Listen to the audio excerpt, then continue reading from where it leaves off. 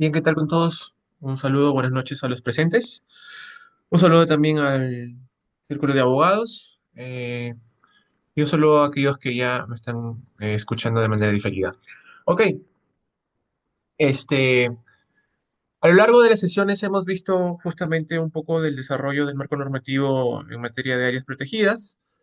Y en esta sesión justamente vamos a ver un poco de la asignación de derechos que se desarrolla al interior de las áreas protegidas y cómo éstas justamente se preserva justamente en el caso de algunos derechos el uso, incluso el uso ancestral, por así decirlo, y también evidentemente vamos a ver algunos supuestos relacionados a la asignación de estos usos en materia justamente de estos espacios protegidos. ¿Ok? Bien, entonces un segundo, por favor.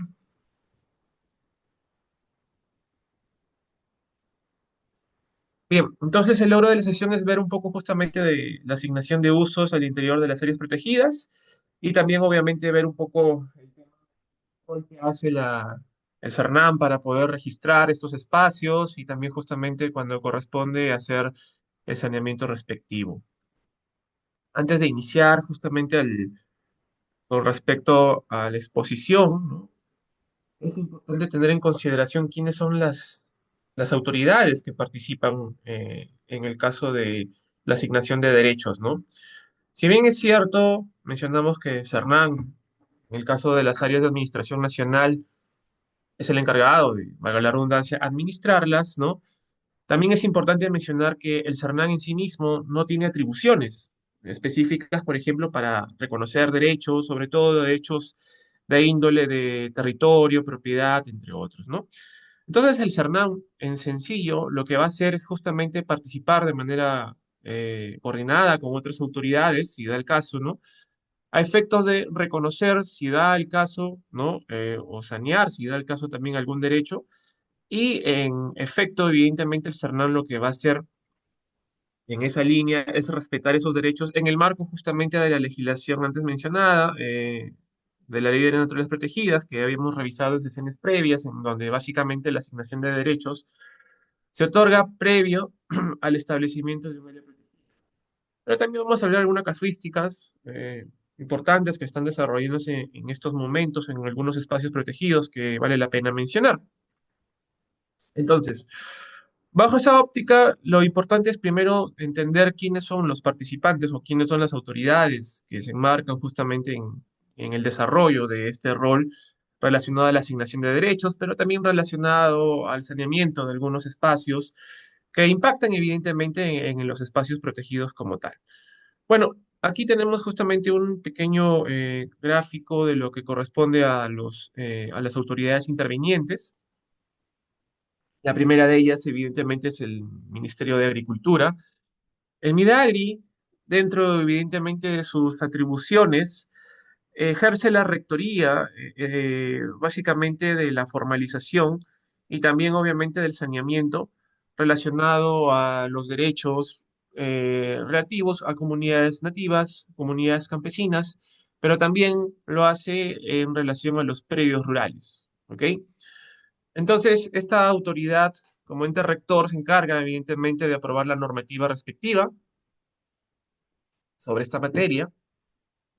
Y en sencillo, básicamente, dispone el desarrollo de directivas para el reconocimiento justamente de la titulación de territorio comunal, territorio, bueno, en este caso comunal campesino y comunal nativo, y también de periodos rurales, ¿no?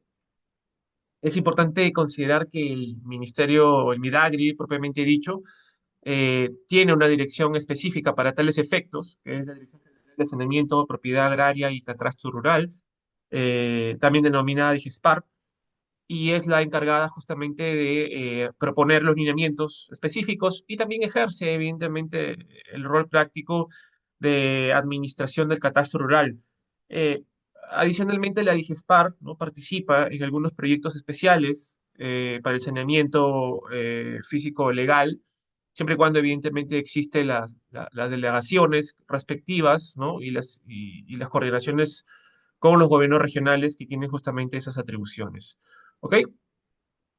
Es importante mencionar que en este caso la DIGESPAR tiene en sencillo una atribución específica también de apoyo y soporte a los gobiernos regionales, en concreto también en las direcciones agrarias, ¿no? Son justamente las direcciones encargadas en la mayoría de los gobiernos regionales, ¿no? Del desarrollo justamente del otorgamiento de títulos. En esa línea, pues entiende que el gobierno regional viene a ser también el área específica a nivel departamental encargada justamente de otorgar o reconocer algunos títulos existentes, ¿no? Es importante mencionar que en esta lógica va a depender de cada gobierno regional cómo desarrolla su organigrama. Esto es así porque, bueno, muchas veces las atribuciones agrarias están dispersas, en algunos casos están en áreas específicas eh, relacionadas justamente a la formalización de periodos rurales, ¿no? Parece que en el gobierno regional de Lima, por ejemplo, está la Dirección de Formalización de Periodos Rurales, Agrarios, entre otros, y evidentemente en otros departamentos ejercen esas atribuciones o las gerencias regionales de agricultura o las direcciones regionales de agricultura. ¿Ok? Bajo esa línea, entonces, los gobiernos regionales, a través de sus direcciones agrarias, van a ser justamente las que van a encargarse del otorgamiento y reconocimiento de títulos de estas tres líneas, ¿no? Esto supone que, en efecto, esto va a ser un tema bastante relevante para el otorgamiento o reconocimiento de predios o de territorios comunales que impacten obviamente en las áreas naturales protegidas. Ahora bien, es importante considerar, como habíamos mencionado en la sesión pasada, que este otorgamiento tiene que darse justamente en el marco de la Ley de Áreas Naturales Protegidas, es decir, que para que esto suceda, necesariamente tiene que existir justamente la existencia del derecho previo al establecimiento del espacio protegido, ¿ok? Eh, de lo que comentaba, básicamente, hay algunas, una disposición, bueno, no una disposición, sino una casuística básicamente que aparentemente está en desarrollo, que se habla justamente de un nuevo término sobre este tema, eh, para efectos obviamente de una especie de regularización que pueden hacer justamente algunas direcciones agrarias en el marco justamente de sus atribuciones en coordinación con CERNAM, ¿no? Entiendo de que justamente hay un proceso que está llevándose a cabo por CERNAM en un espacio protegido sobre este extremo. En esa línea, entonces, es importante considerar que el gobierno regional, a través de sus direcciones agrarias, van a tener la atribución justamente de reconocer o regularizar, como te dan esta casuística nueva, territorios, tanto comunales a nivel de comunidades nativas como campesinas, ¿ok?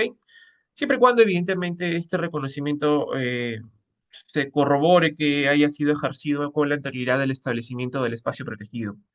¿Ok? A lo dicho, también es importante hacer mención que dentro de los gobiernos regionales existe también otra área, ¿no? Que generalmente está alojado en la gerencia o dirección, como se denomina, relacionado justamente al tema de la demarcación territorial, ¿no? De acuerdo a las competencias de cada gobierno regional, en ese espacio, en esa área, en concreto en ese órgano, también justamente se asigna las atribuciones de saneamiento, pero en concreto de bienes del Estado. Esto impacta evidentemente también en espacios protegidos, porque en efecto, muchas veces también, ¿no? En algunos casos va a ser necesario hacer un saneamiento sobre estos predios siempre y cuando lo amerite. ¿Ok? Luego, evidentemente, tenemos al propio CERNAU. El CERNAU, si bien es cierto, no es el competente para otorgar derechos a nivel justamente de predios comunales o rurales, ¿no? Sí es importante considerar que ciertamente dentro de sus atribuciones se encuentra justamente el tema relacionado al saneamiento de los espacios protegidos. Tiene un área específica también que se carga justamente de hacer las delimitaciones respectivas y también obviamente hacer la demarcación territorial del espacio protegido, de acuerdo a sus atribuciones y obviamente de acuerdo a la directiva respectiva. Ahora, hay un tema que también se suele confundir, es la participación de SUNAR. En sencillo, SUNAR es una entidad que básicamente en el marco de las áreas protegidas tiene un encargo bastante importante, que es justamente otorgar el registro o en sencillo registrar dentro del registro de áreas protegidas a justamente las áreas protegidas. Pero a su vez, Hernán también ofrece la publicidad, ¿no? De los títulos que ciertamente también pueden impactar dentro del espacio protegido, ¿no? Existen disposiciones claras y es más, existe una directiva por parte del SUNAR que la vamos a revisar, que tiene por objeto justamente desarrollar esas atribuciones, ¿ok? Y de otro lado, también es importante mencionar que el Ministerio de Cultura también participa dentro de esta intervención, sobre todo en territorio amazónico, para el tema justamente de la asignación relacionada a los PIASI, ¿no? Los pueblos indígenas en estado de aislamiento, y en base a ello también justamente en esos espacios puede tener cierta participación. Ahora, el marco normativo específico lo habíamos mencionado en su oportunidad y tiene que ver justamente con los artículos 4 y 5 de la Ley de Áreas Naturales Protegidas y básicamente establecía las reglas de juego maestras para el tema de asignación de derechos y el ejercicio de esto, ¿no? En primer término mencionábamos que eh, las áreas naturales protegidas generalmente se establecían en territorio de dominio público, pero evidentemente cuando existía predios asignados, ¿no? A la anterioridad del espacio protegido, esos predios se respetaban. Es decir, se respetaban en el ejercicio de sus atribuciones, ¿ok? Sin embargo, también es importante que las reglas maestras relacionadas a esta asignación normativa también planteaban el hecho de que ese ejercicio se daba con ciertas restricciones, ¿ok?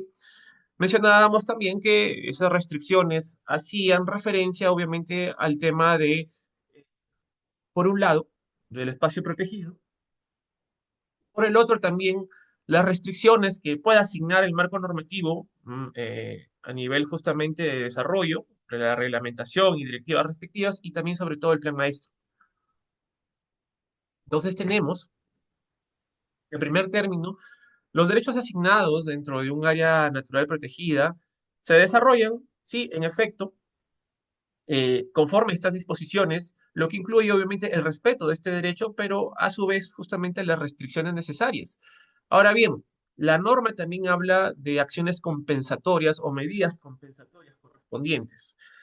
Y adelanto que no se trata de una retribución que el Estado pudiese hacer sobre esta materia, sino que la compensación va a ser entendida más que todo como una especie de periodo de gracia para el ejercicio de derechos privados que se ejercerían de manera regular si el espacio protegido no existiría. Pero como es un periodo de gracia, se entiende que finalizado este, ciertamente van a haber las limitaciones que el marco normativo plantea.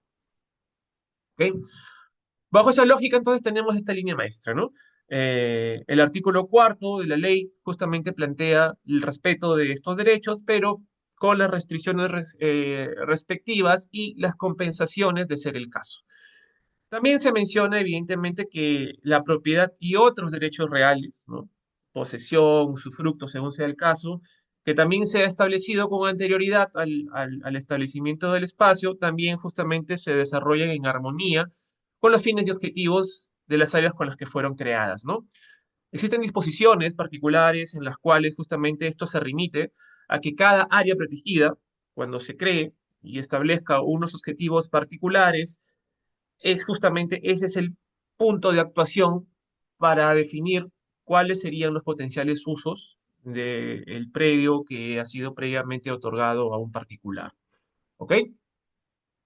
Entonces, sobre la base de esto, obviamente los derechos que se van a desarrollar dentro de los espacios protegidos van a tener justamente en consonancia con las autoridades pertinentes, ¿no? Por ejemplo, si mencionábamos el tema de una comunidad que en parte tiene un título reconocido, por ejemplo, ¿no? Una comunidad campesina, digamos que hay una superposición de su territorio, como suele ocurrir en muchas áreas protegidas, hay una superposición de su territorio con un área natural protegida, ¿no?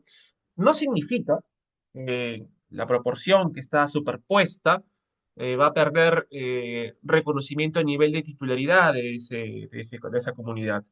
De hecho, es muy probable que el plan maestro, ¿no?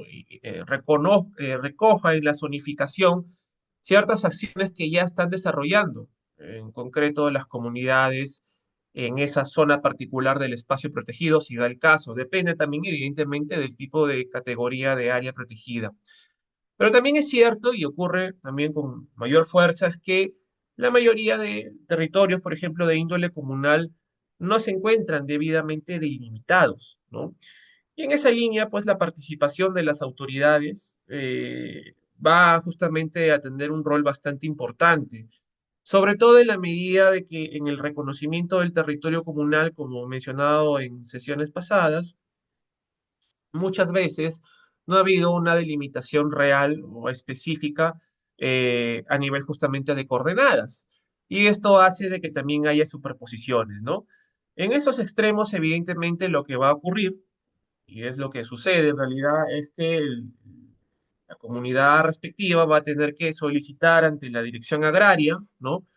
Lo que corresponde a lo que se denomina el procedimiento de georreferenciación. Este es un procedimiento, por ejemplo, que se da en el marco del territorio comunal campesino, ¿no? Y que tiene por objeto justamente realizar esta delimitación a nivel de coordenadas y demás, ¿no?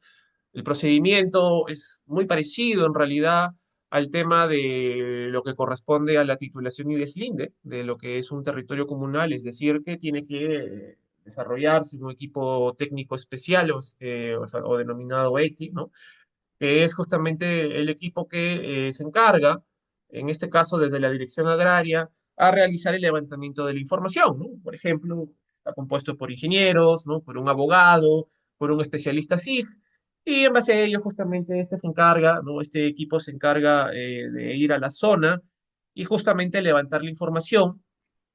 Es importante tener en consideración que todo esto tiene que ir de la mano con un adecuado saneamiento del padrón comunal para el tema justamente de las asambleas y también evidentemente del registro pertinente de la junta directiva de la comunidad respectiva, porque es un requisito sustancial justamente tanto para la solicitud como para lo que vendría a ser de manera posterior, por ejemplo, la suscripción de las nuevas actas de colindancia, ¿no?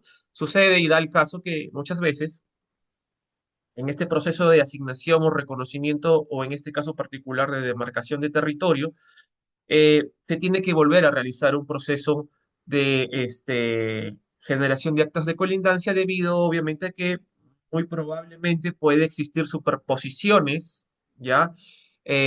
Con los colindantes incluido también el caso de espacios protegidos. Entonces, esto va a impactar bastante justamente en el tema del reconocimiento o, en este caso, ¿no? Saneamiento de los territorios que pueden ubicarse o superponerse con los espacios protegidos, ¿no? Y vuelvo a aclarar esto siempre y cuando, evidentemente, el territorio comunal haya sido reconocido previamente al establecimiento de un espacio protegido. ¿Ok? Esto significa, evidentemente, que la comunidad, ¿no? Ha pasado primero por su reconocimiento y luego, pues, obviamente, la dirección agraria respectiva ha generado, obviamente, el título administrativo que luego ha sido registrado en registros públicos, valga la redundancia, y que éste ya se haya dado como anterioridad a la creación del área natural protegida. ¿Ok? Y en base a ello, justamente, como se ha dado en muchos casos, ¿no? Bajo la idea de falta de una delimitación a nivel de coordenadas, se procede justamente al procedimiento de georreferenciación. ¿Ok? Y en esa lógica se tiene que desarrollar una vez más, ¿no? La generación de actas de colindancia respectivas y evidentemente esto, una vez terminado, llega a un expedientillo y finalmente pues se aprueba mediante resolución directoral de la Dirección Agraria y finalmente esto va a sonar, ¿no?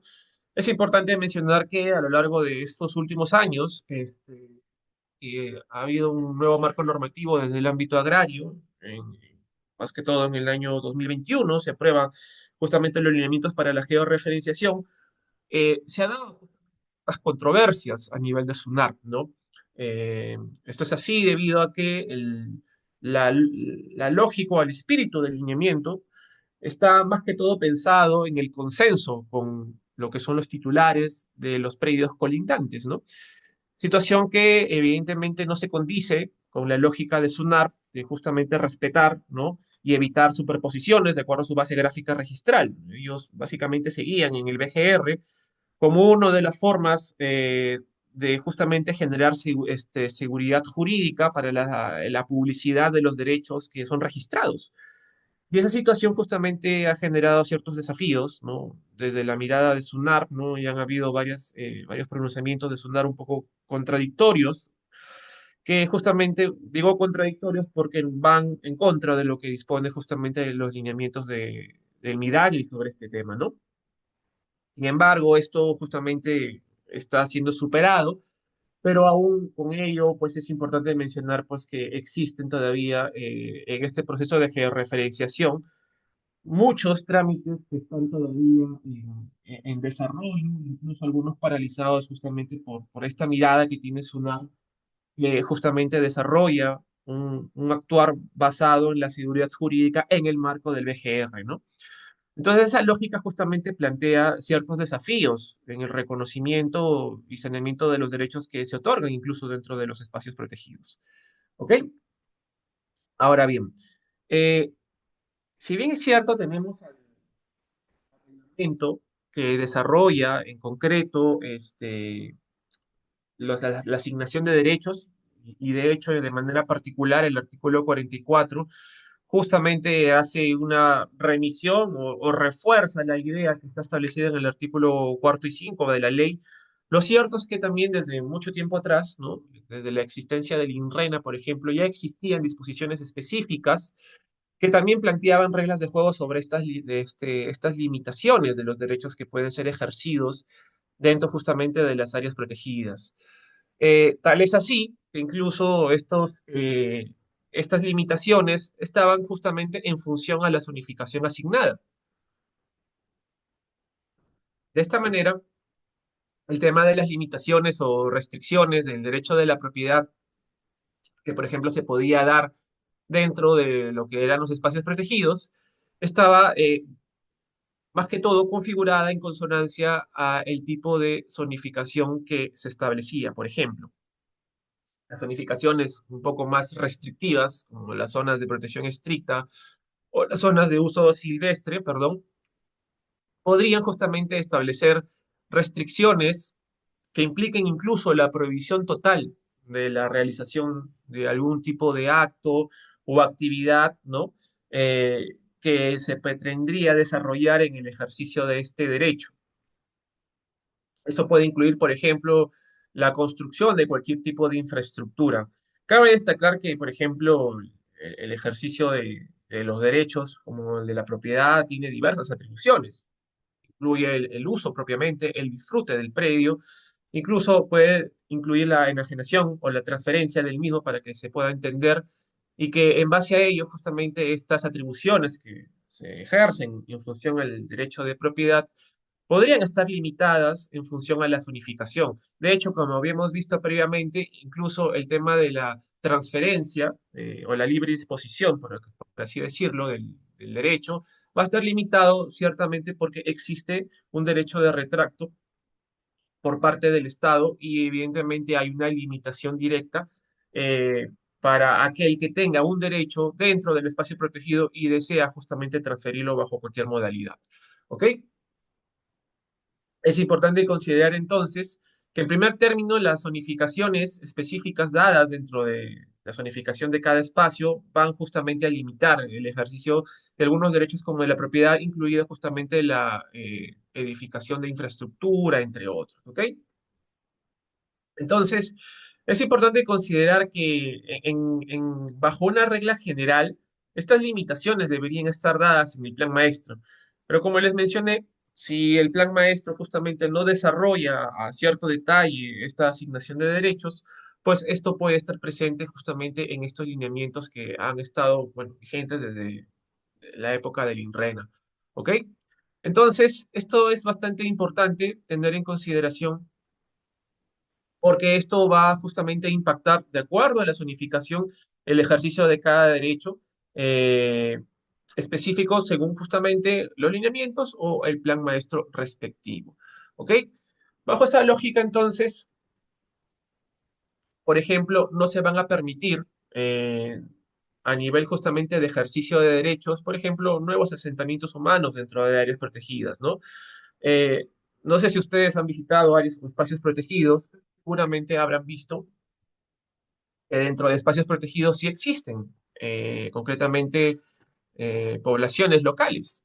Pero ciertamente estas poblaciones han existido con anterioridad a los espacios protegidos. Entonces, esta idea de desarrollar justamente población dentro de un área protegida no estaría permitido bajo estos alcances, debido justamente al impacto que podría generar mayor carga o mayor presión antrópica en la zona. Se entiende básicamente cuál es el alcance de esta disposición. Pero también, como hemos mencionado, existen más limitaciones, por ejemplo. Existen limitaciones que son claramente evidentes, pero que están desarrolladas justamente en estas directivas. Primero, es lógico, no se puede desarrollar construcciones como, por ejemplo, plantas a nivel industrial. Tampoco se puede desarrollar, por ejemplo, construcciones de centros de hospedaje, cualquiera que fuese su categoría, siempre y cuando, obviamente, el plan maestro no lo permita, ¿ok? O también, por ejemplo, la imposibilidad de construcción de edificaciones con fines de vivienda, que tengan 2 pisos o más, y también, evidentemente, centros comerciales, centros de entretenimiento, estacionamientos, edificaciones, ¿no? Lo mismo incluye cableados aéreos, antenas, centros de cría de animales, rellenos sanitarios, ¿no? Incluso dentro de las disposiciones de las infraestructuras de residuo sólido, ¿no? Existen disposiciones claras para justamente la no afectación de espacios protegidos. Entonces, básicamente, existen imposibilidades que se puedan desarrollar. Esto sin perjuicio, obviamente, si se preguntan por el tema de hospedaje y demás, sin perjuicio, obviamente, de lo que puede ser algunos permisos de la naturaleza turística que también, obviamente, el sector otorga. ¿Ok?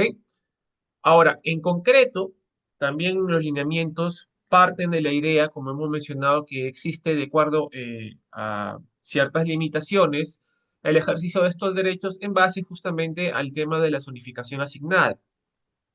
Por ejemplo, si se viene realizando el uso de un predio que se ubica dentro de una zona de protección estricta o la zona de uso silvestre, ¿no? Y este, por ejemplo, no cuenta un título válido, es decir, se está ejerciendo más que todo la posesión, eh, o se realiza, evidentemente, con permiso expreso. Básicamente, esta persona, al no tener, en este caso particular, un título válido, puede justamente ser, justamente en este caso, eh, eh, tener la orden de abandonar el espacio. De hecho, existen muchas áreas protegidas que en razón a estas disposiciones, ¿no? La idea de que estas personas desalojen estos espacios se encuentra judicializado, ¿no? No sé si ustedes, por ejemplo, han visitado Pomac, no sé si han visitado, por ejemplo, el área natural protegida de Pomac, y en la ruta se puede ver, por ejemplo, que existen ciertas poblaciones, ¿no? Que tienen justamente, aparentemente, periodos individuales, pero de acuerdo, evidentemente, a la zonificación, esa zona no está ejerciéndose ninguna propiedad reconocida, pero ellas permanecen ahí porque, por ejemplo, está judicializado los casos respectivos justamente al tema del abandono del lugar. ¿Ok? Sin embargo, evidentemente, si no existe una judicialización, ellos tienen justamente un periodo de 6 meses para poder justamente abandonar el espacio en concreto. ¿Ok? Eh, También es importante considerar que, por ejemplo, en la zona de uso turístico o recreativo, también existe justamente ciertos criterios, por ejemplo, para desarrollo de ciertas actividades. Por ejemplo, en estos espacios van a poder realizar sí, actividades agrícolas o de crianza, y se va a permitir justamente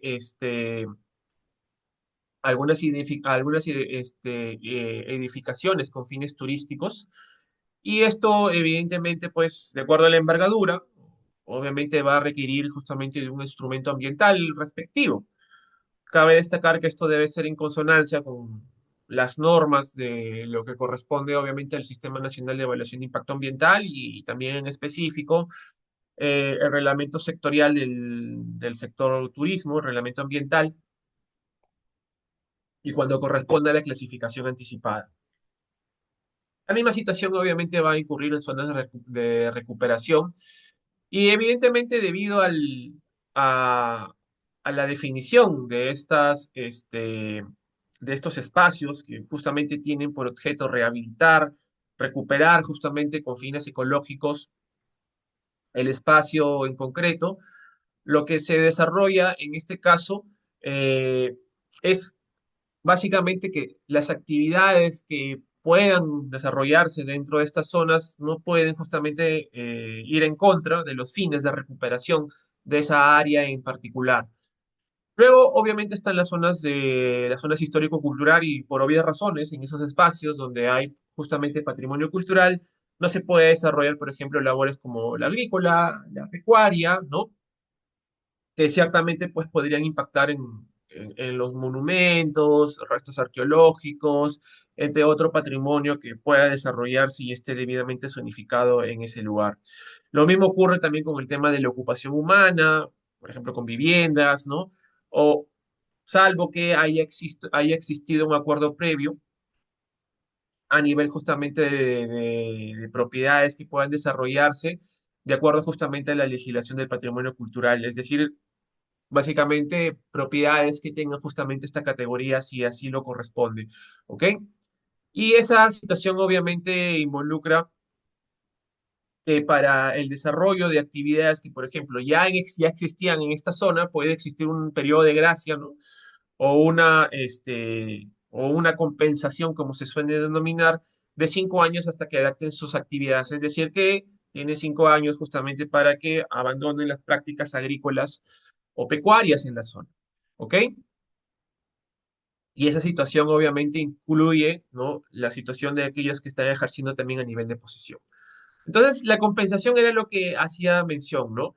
La compensación justamente consiste que el Estado obviamente otorga a un particular la posibilidad, pues, de continuar la utilización de su derecho de ejercicio del predio, de una propiedad, en razón a las actividades que ya venía realizando, hasta que justamente se defina un plazo para cada caso y como hemos visto justamente de acuerdo a cada zonificación.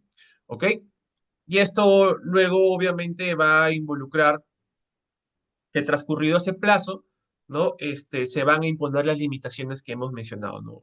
Caso claro, hemos visto de la zona a nivel de uso histórico, que justamente tiene esas limitaciones hasta de 5 años y posteriormente a ello, pues no se puede ejercer actividades agrícolas ni pecuarias.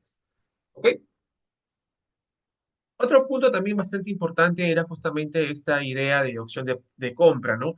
Eh, Primero, básicamente el titular, ¿no? Puede ejercer, sí, con restricciones su derecho, pero también es cierto que en esa lógica, ¿no? Eh, si desea, si desea en este caso transferir su predio, o sea, venderlo, ¿no? O sea, la compra-venta, básicamente tiene la obligación de realizar en primer término la oferta, ¿no? Al Estado, ¿no? Se entendería que sería, pues, a Cernam. Y obviamente, en caso que el Estado no ejerza la acción de compra, siempre obviamente corresponderá el derecho de retracto. Es decir, que en este caso, ¿no? Está justamente limitado al ejercicio de que el patrimonio, en este caso superficial, tendría que ser asignado obviamente al Estado de sí mismo. Otro punto bastante importante es lo que habíamos mencionado, ¿no? Eso respecto obviamente a los predios privados. Otro tema obviamente que ya habíamos adelantado un poco es respecto justamente a los predios comunales, ¿no? Esto obviamente tiene alcance constitucional, está desarrollado bajo lo que se denomina justamente derecho al territorio y que ciertamente la Constitución tiene en este caso, ¿no? Las disposiciones concretas en el artículo 89 y 149 que hace mención justamente que las comunidades, ¿no? Tienen justamente el tema de sus tierras de manera imprescriptible y así a su vez, pues, ejercen jurisdicción dentro de su ámbito territorial, ¿no? Lo que justamente se denomina derecho al territorio. Ahora bien, en esta línea, ¿no? El ejercicio del territorio comunal tiene una característica bastante importante y esta es justamente el tema de la colectividad. Es decir, cuando hablamos de asignación de territorio a nivel comunal, cuando hablamos justamente del saneamiento que hemos mencionado en un inicio, o cuando desarrollamos, por ejemplo, ¿no? Lo que, bueno, se está denominando como una regularización del territorio, por así decirlo, que es básicamente sencillo, ¿no? La asignación de el reconocimiento de un espacio que ya estaba existente sobre, obviamente, acreditados, ¿no? Se condice de que obviamente es de su titularidad a nivel comunal. Bueno, todo ello siempre y cuando respete las ideas de colectividad, es decir, el ejercicio de estos espacios. A ver, un segundito, por favor. Ya. A ver, el ejercicio de estos espacios, eh, tanto fuera como dentro de los espacios protegidos a nivel comunal, tiene una asignación particularmente colectiva. Si bien es cierto, quienes básicamente coordinan con comunidades, ¿no? Ustedes pueden saber que existen, por ejemplo, diversos comuneros que tienen, en este caso, asignación de ciertas parcelas y demás. Esas parcelas no están tituladas en función, obviamente, eh, a un derecho particular, ¿no? En realidad, el estatuto comunal le asigna justamente usos, ¿no? Y de acuerdo, evidentemente, a las decisiones adoptadas por la comunidad comunal es que se les asigna ese uso para tal efecto, ¿no? Pero también es importante considerar que las comunidades tienen dentro de tanto de los principios que le vinculan a estas como de las funciones comunitarias que están desarrolladas también, por ejemplo, en el caso de la ley de comunidades campesinas, a temas de índole justamente del cuidado del territorio a nivel ambiental, incluso desarrolla temas de promoción y reforestación de tierras con actitud forestal. Esa situación obviamente también impacta en el tema de la asignación de ciertas restricciones que se pueden imponer dentro de espacios protegidos, ¿no?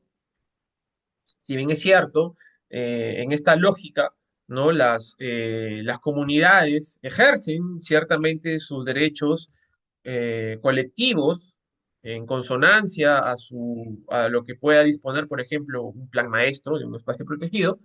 También es cierto que en paralelo tienen que hacerle ejercicio de estas atribuciones en función a con lo que disponga su estatuto o reglamento interno, si existe obviamente un documento con mayor detalle sobre la asignación de parcelas y demás, y también involucra justamente respetarlas, ¿no? Ustedes, por ejemplo, pueden ver en la mayoría de los estatutos colectivos, justamente, eh, son uno de los primeros alcances para el desarrollo del ejercicio, por ejemplo, de la actividad comunal, y evidentemente el acaparamiento de territorio mayor al asignado incluso está ciertamente sancionado dentro de los estatutos comunales. Entonces, esa situación obviamente impacta también en el tema de los espacios protegidos.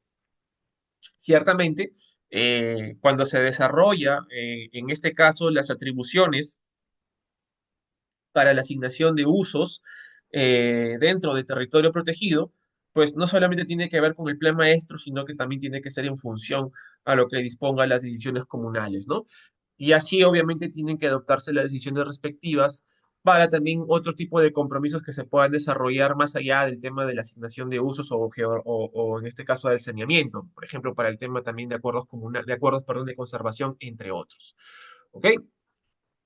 Ahora, con el tema de las comunidades también ocurre algo particular, ¿no? Y es que la mayoría de la regulación sobre recursos naturales también les asigna a ellos derechos de uso ancestral para fines de subsistencia y mantenimiento, evidentemente, de su desarrollo a nivel justamente de su modo vivendis, ¿no? Y esa situación también debe tenerse en consonancia, es decir, por ejemplo, la mayoría de regulaciones a nivel de recursos naturales, reconoce, por ejemplo, el uso del recurso hídrico con fines justamente de subsistencia, para el tema del aseo familiar, para el tema justamente también obviamente, ¿no? De la asignación de los usos particulares de cada comunero y también hace lo propio justamente en el tema de las áreas naturales protegidas, ¿no? Donde básicamente el Estado, a través del CERNAM, pues respeta los usos y obviamente los usos con índole tradicional y los modus vivendi o los sistemas de vida que se desarrollan justamente dentro de las comunidades que habitan las áreas naturales protegidas. O que también, evidentemente, parte de su territorio se superpone a estas áreas, ¿ok? Cabe destacar, evidentemente, que esta situación involucra a su vez también saber exactamente dónde se está desarrollando una actividad, ¿no? Como hemos mencionado, ocurre muchas veces que la actividad en realidad tiene un territorio comunal que solamente parte de este se superpone.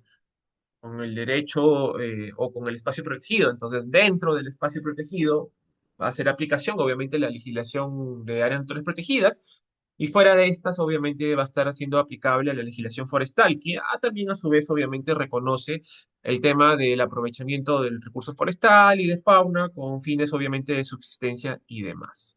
¿Ok? Bien. Bajo ese alcance, pues, el Estado en sí mismo desarrolla estas atribuciones a nivel justamente ya de reglamento en el artículo 89, ¿no? Concretamente plantea, en primer término, que, pues en efecto, el Estado reconoce los derechos adquiridos, ¿no? No solamente a nivel de propiedad, sino también, obviamente, de posesión de todas las poblaciones que están involucradas dentro de los espacios protegidos, ¿no? Incluidos, por ejemplo, bueno, para áreas marinas protegidas, si da el caso, pescadores artesanales y también, obviamente, comunidades nativas o campesinas, ¿ok? Y bajo esa lógica, es importante considerar que las comunidades en sí mismas, debido obviamente a la dinámica que tienen en el territorio, también obviamente el reglamento en el artículo 89 desarrolla justamente la idea de la situación, ¿no? Propia de las comunidades respecto al uso de los recursos naturales, ¿ok? Eh, Esto tiene doble vía, pues, ¿no? Por un lado, va a impactar en el reconocimiento que tiene que debe tener el CERNAN. Primero, el CERNAN tiene disposiciones específicas, por ejemplo, para la identificación de estas comunidades y el registro de las mismas a efectos justamente de identificarlas aquellas que están desarrollando, por ejemplo, un uso con fines de subsistencia dentro del espacio protegido, porque se entendería que en esa lógica no requerirían un permiso.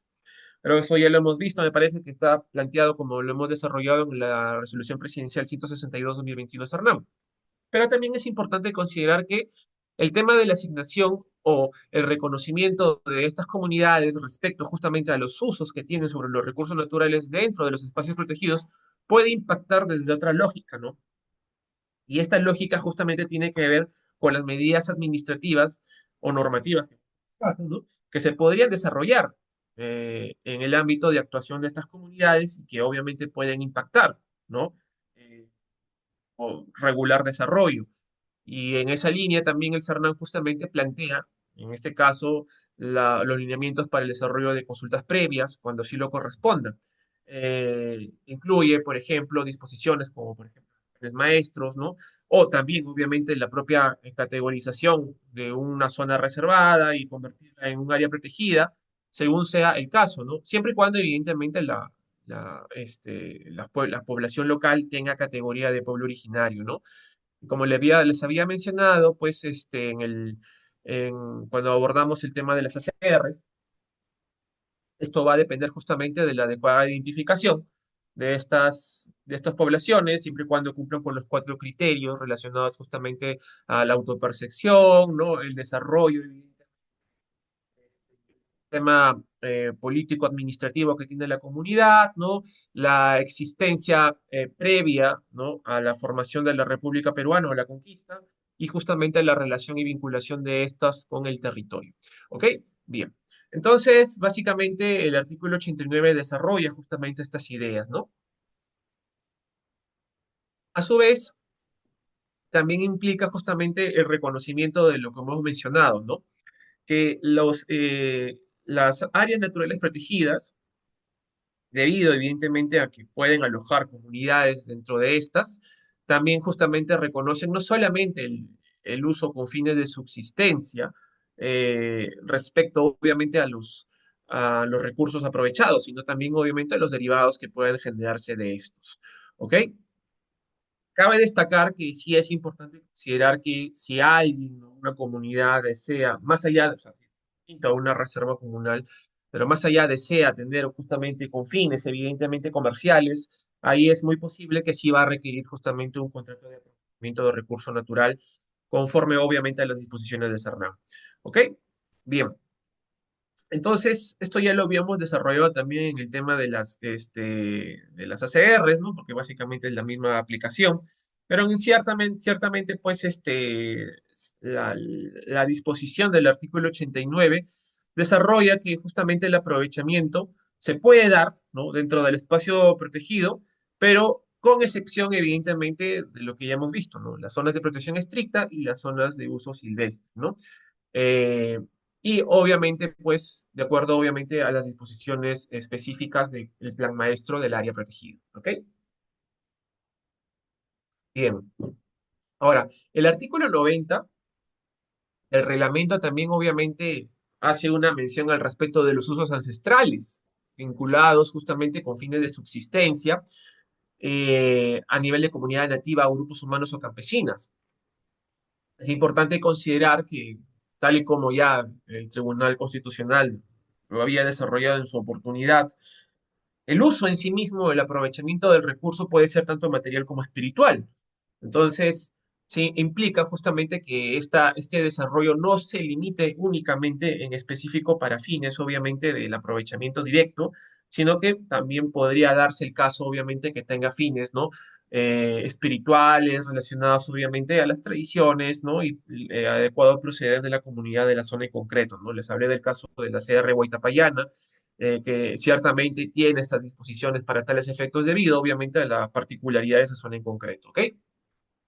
Bien, en mérito justamente a esas atribuciones que están desarrolladas en el artículo 90, básicamente, pues, en el 2006, en el Decreto Supremo 09-2006, se ha reconocido justamente una serie, una enumeración de derechos en espacios particulares, ¿no?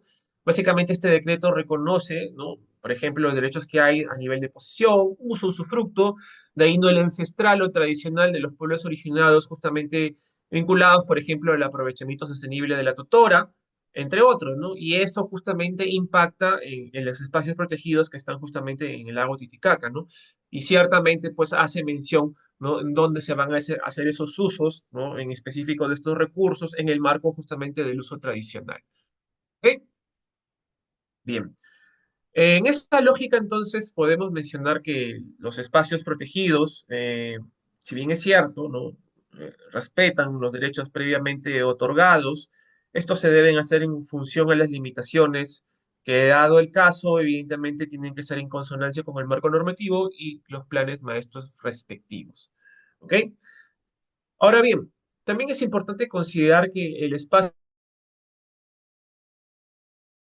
protegido en sí mismo, ¿no? Y de acuerdo obviamente a la ley, básicamente una vez reconocido, tiene también, ¿no? Y desencadena lo que vendría a ser justamente la inscripción registral del área en sí misma, ¿no? Bajo esa lógica, la regulación obviamente de la inscripción registral está detallada en el artículo 55 del reglamento y plantea ciertamente las disposiciones para que Sarnam, ¿no? Básicamente desarrolle, en este caso, las acciones necesarias para que el área protegida sea debidamente inscrita. ¿Ok? Eh, y en esa lógica, obviamente, pues tiene que hacerse en consonancia con todo lo antes mencionado, es decir, que la inscripción del área protegida tiene que tener justamente el tema de las colindancias, tiene que tener también mención al tema de los derechos previamente otorgados, según sea el caso, ¿no? Es más, en el caso de los derechos particulares, el tema de la área protegida va a entrar como una carga registral que va a ser incluso asignada también dentro de lo que corresponde al asiento registral de la partida registral del derecho particular de cada titular que esté alojado dentro de un área protegida. ¿Ok? Entonces, básicamente, ¿qué actos inscribibles pueden desarrollarse dentro de lo que son los espacios protegidos? Primero, lo lógico, ¿no? Eh, es la creación o el establecimiento de un área protegida, ¿no? Esto incluye también las zonas reservadas, es decir, también las zonas reservadas que actualmente existen, ¿no? Recordemos que estas son unas áreas en particular que, debido obviamente a las características del espacio, demanda de un análisis mayor para determinar si corresponde o no corresponde ser categorizada en un área natural protegida en particular, ¿no? O si da el caso, también puede ser desafectada. Entonces, las zonas reservadas, justamente al tener esa categoría y teniendo en consideración que el marco normativo de áreas naturales protegidas despliega la idea de que las zonas reservadas se le aplica el mismo marco normativo de las áreas naturales protegidas, es que las zonas reservadas también van a formar parte ciertamente de las ideas del registro de las áreas naturales protegidas en SUNAR. ¿Ok? Entonces, este es el primer acto escribible, ¿no? Básicamente viene a ser la creación y el establecimiento del área, ¿no? Según el tipo y demás, ¿no? Esto involucra justamente el polígono específico, la adecuada delimitación, entre otros, ¿ok?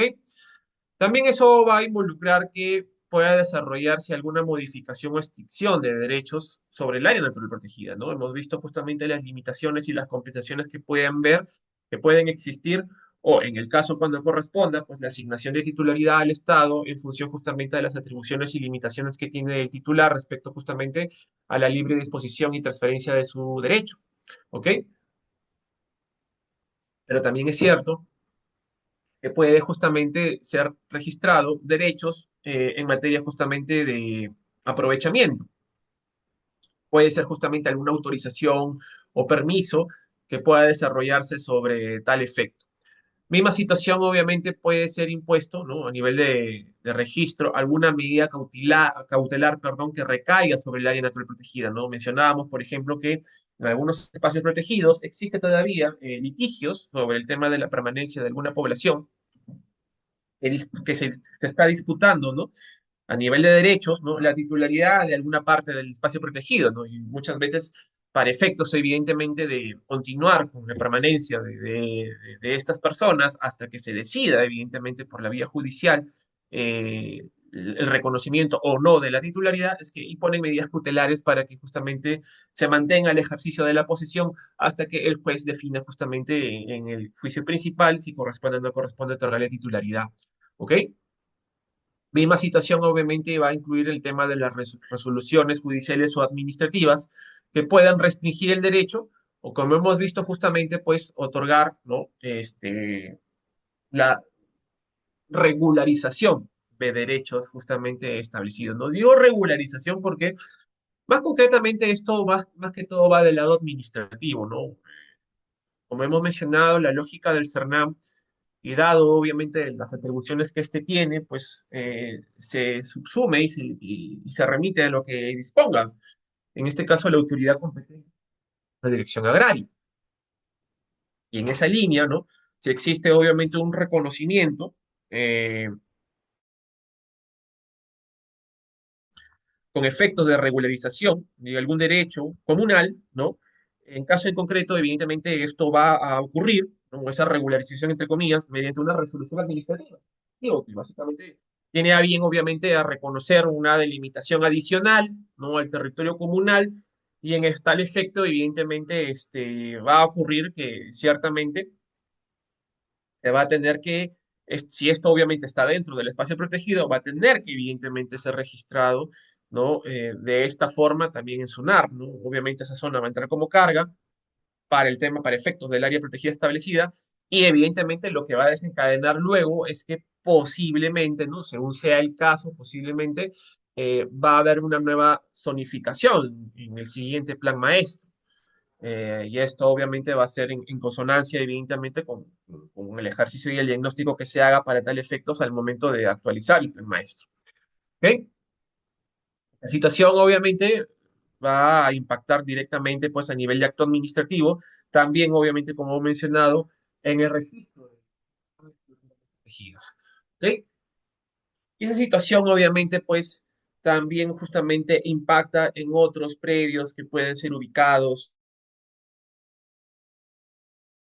Como hemos mencionado, pues el tema del saneamiento y la georreferenciación puede también impactar sobre el tema de los predios comunales, ¿no? De hecho, muchas veces, sobre todo en el tema del saneamiento físico legal, y dado evidentemente el proceso histórico de nuestro país, van a haber situaciones en donde pues la comunidad pueda tener más predios asignados más allá del denominado predio ancestral, pero que ciertamente en el marco de las disposiciones de la legislación de comunidades, ¿no? Forma parte del territorio comunal, ¿no? Aunque ahí, por ejemplo, ha habido ciertas discrepancias con la DIGESPAR, ¿no?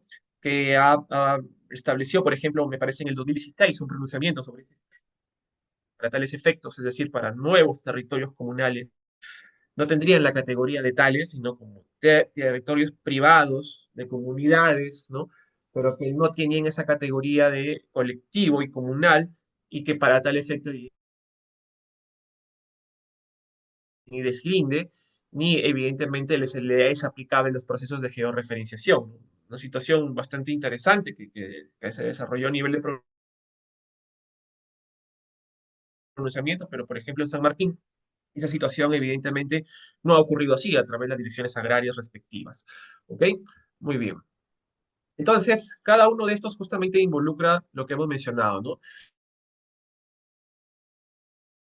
Patrimonio de la nación, en mérito, evidentemente, del artículo 68 de la Constitución y también en mérito, obviamente, del artículo 1 y 2 de la Ley de Áreas Naturales Protegidas, al área protegida como tal, ¿no?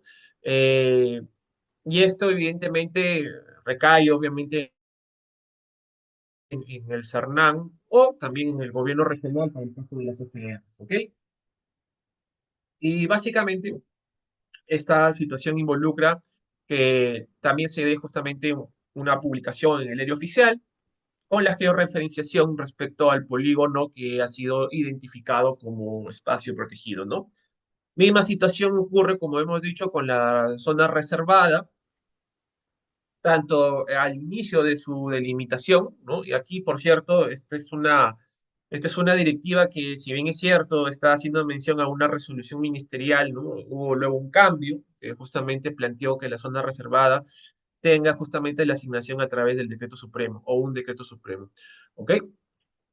Entonces, esa situación obviamente, y por cierto, esta directiva es del 2012, pues, ¿no? Entonces, justamente se entiende por qué hace mención a resolución ministerial.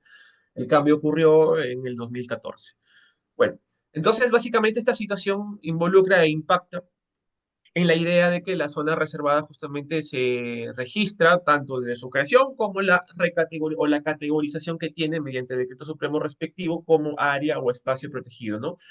Y lo mismo ocurre con los derechos de aprovechamiento de recursos naturales siempre y cuando haya existido previamente quizás, ¿no? Una asignación de un derecho, ¿no? O un convenio o un contrato que justamente haya otorgado ciertos derechos para el caso evidentemente de un particular. ¿Ok? Ahora, los asientos registrales, ¿no? Como la mayoría de los asientos registrales en todos la asignación de publicidad registral, tiene justamente, pues, ¿no? Los datos que van a consignarse, ¿no? Como en este caso la denominación del espacio protegido, ¿no? De hecho, bueno, disculpen que no sé si lo pueden ver acá, creo que les aparece muy pequeño, pero ahí tienen justamente lo de lo que es el Parque Nacional de Tupurús, ¿no? Bueno, no sé si lo pueden ver, pero igual, ¿no? Básicamente tiene la denominación del área protegida, ¿no? Tiene el nombre de creación, ¿no? El área natural protegida, por ejemplo, puede ser un parque nacional, como en este caso, una reserva, o un refugio de vida silvestre, ¿no? Entre otros, ¿no? Un coto de caza, según sea el caso. Bien, y eso va a incluir justamente la denominación del área, ¿no? También, obviamente, la norma que lo crea involucra el decreto supremo respectivo, la extensión superficial a nivel de hectareaje, ¿no? Cuántas hectáreas ocupa el polígono protegido, la ubicación geográfica, ¿no? Concretamente involucra, pues, eh, el distrito, la provincia, según sea el caso, ¿no? Y obviamente los derechos de terceros si los hubiese, pues, ¿no? Como hemos mencionado, puede haber ahí asignaciones tanto en el asiento registral del área natural protegida y como carga, es decir, como se establece ya en el derecho, en el derecho registrado dentro del asiento pertinente del particular, se establece como carga, se hace una denominación ahí, concretamente que parte de su territorio, o parte, perdón, de su derecho, tiene superpuesta un área natural protegida, ¿no? Como carga no solamente ocurre esto, por cierto, ¿no? No solamente son áreas naturales protegidas, ¿no? Ustedes van a encontrar cargas de diversa índole, ¿no? Por ejemplo, concesiones eléctricas, por ejemplo, ¿no? Si da el caso también carreteras, algunas vías, entre otros, ¿ya? Entonces, esta lógica justamente opera con efectos de que se publicite que ese territorio o ese derecho que está siendo registrado en SUNAR tiene dentro de, ¿no? Una limitación, en este caso sería justamente el espacio protegido que sería el área natural protegida, ¿no? Y también, obviamente, las restricciones, ¿no? O limitaciones que se podrían dar según justamente los usos que se establecen en el espacio protegido. ¿Ok? Bueno, eh, esta es una parte más que todo técnica, ¿no?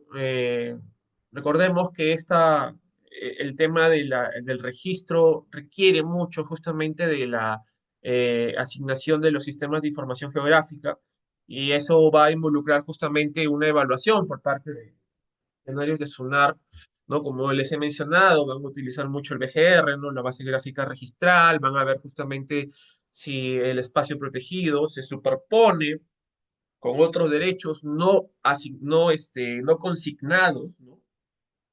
Dentro de justamente lo que es el expediente que contiene el sustento de la creación del área, ¿no? Y que muchas veces se da, por cierto, ¿no? Tal efecto que en la actualidad, pues, existe mayor minuciosidad, ya, de los funcionarios de Cernam respecto a esto, porque ciertamente han habido, ¿no? Algunas demandas, ¿no? Respecto justamente a la creación de espacios protegidos sin la debida delimitación o reconocimiento dentro del polígono de algunos predios, ¿no?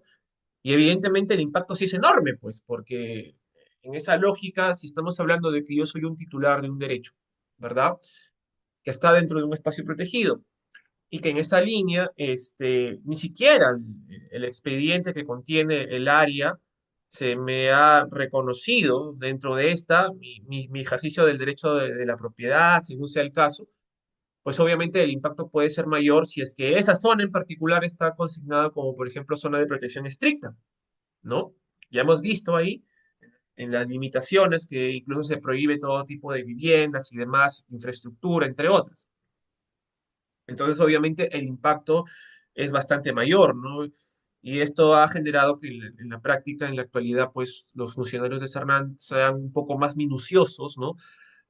Respecto justamente a la identificación de derechos, ¿no? Por ejemplo, incluso en el proceso de elaboración de expedientes para la creación de espacios protegidos, pues hacen un escaneo total, ¿no? No solamente de los derechos superficiales, sino también de otros derechos, ¿no? De índole turística, industrial, de comercio interno, de todo, ¿no? O sea, básicamente siguen esa lógica, ¿ok? Entonces, el área de catastro, de SUNAR, justamente se encarga de eso, ¿no? Si bien es cierto, esto es una labor compartida, por un lado, de los funcionarios que se han encargado, obviamente, de elaborar el expediente, tanto del gobierno regional como del CERNAN, este, también, y esto obviamente incluye, como hemos mencionado, que el expediente identifique justamente los derechos reales en la zona. También es oportuno mencionar que esta responsabilidad ciertamente va a ser compartida con los funcionarios de la SUNAR que se van a encargar de verificar, pues, ¿no? Si en realidad en la zona no existe una superposición. Por ejemplo, ahora en la actualidad, ¿no? Tanto Cernam como la mayoría de gobiernos regionales tienen convenios directamente con SUNAR que hacen que ellos puedan acceder directamente a la base gráfica registral y con ello, obviamente, pues evidenciar de manera más directa si hay superposición de derechos o no, lo cual ha facilitado bastante, en este caso, la elaboración del análisis de derechos reales que pueden contener los expedientes para la creación de espacios protegidos, ¿no?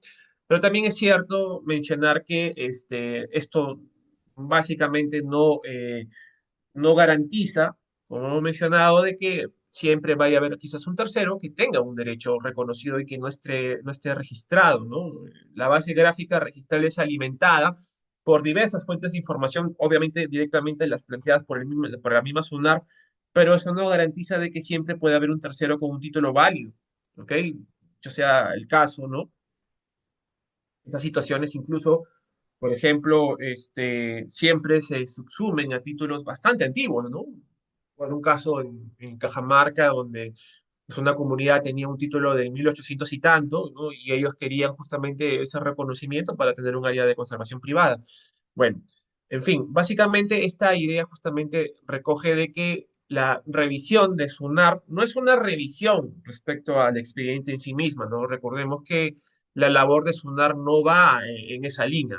La labor de SUNAR que simplemente va en función a la publicidad. Entonces, ellos, ¿no? En su revisión, básicamente lo que van a hacer es, primero, ¿no? Ver si hay superposiciones de predios, ¿no? Inmatriculados, u otras ANPs, o otras concesiones, porque de ser el caso, ¿no? La inscripción podría ser observada.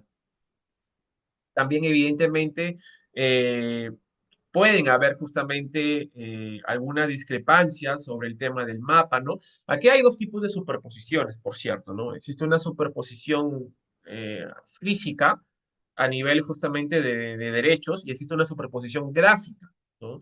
Sucede y da el caso que a nivel de superposición gráfica esto ocurre porque los sistemas de información geográfica no siempre tienen la información actualizada. Entonces, puede darse el caso que en los sistemas de información geográfica puede aparecer o generarse una aparente superposición de derechos, cuando en realidad esto se debe justamente a fallas que tienen, ¿no? Estos sistemas de información y no necesariamente que haya una superposición real, ¿no? Incluso las directivas de SONAR ya han desarrollado con mayor fuerza estas ideas de superposición física y superposición gráfica, siendo que el caso de la superposición gráfica obviamente no es motivo en este caso, observación, ¿no? Tiene que ser debidamente advertida por los funcionarios respectivos, ¿ok? Bajo esa lógica, también obviamente incluye la actualización de base de datos para la inscripción de la área protegida, ¿no? Como hemos mencionado, pues involucra las cargas, ¿no? Algunos derechos y demás, ¿no? Esto impacta justamente, como hemos mencionado, ¿no? A nivel justamente de derechos preexistentes, ¿no? Incluye justamente la asignación de esto como cargas y también justamente el contenido de las anotaciones. También involucra, ¿no? Que se dé algunas limitaciones en temas justamente del espacio protegido como tal. ¿Ok? Bien.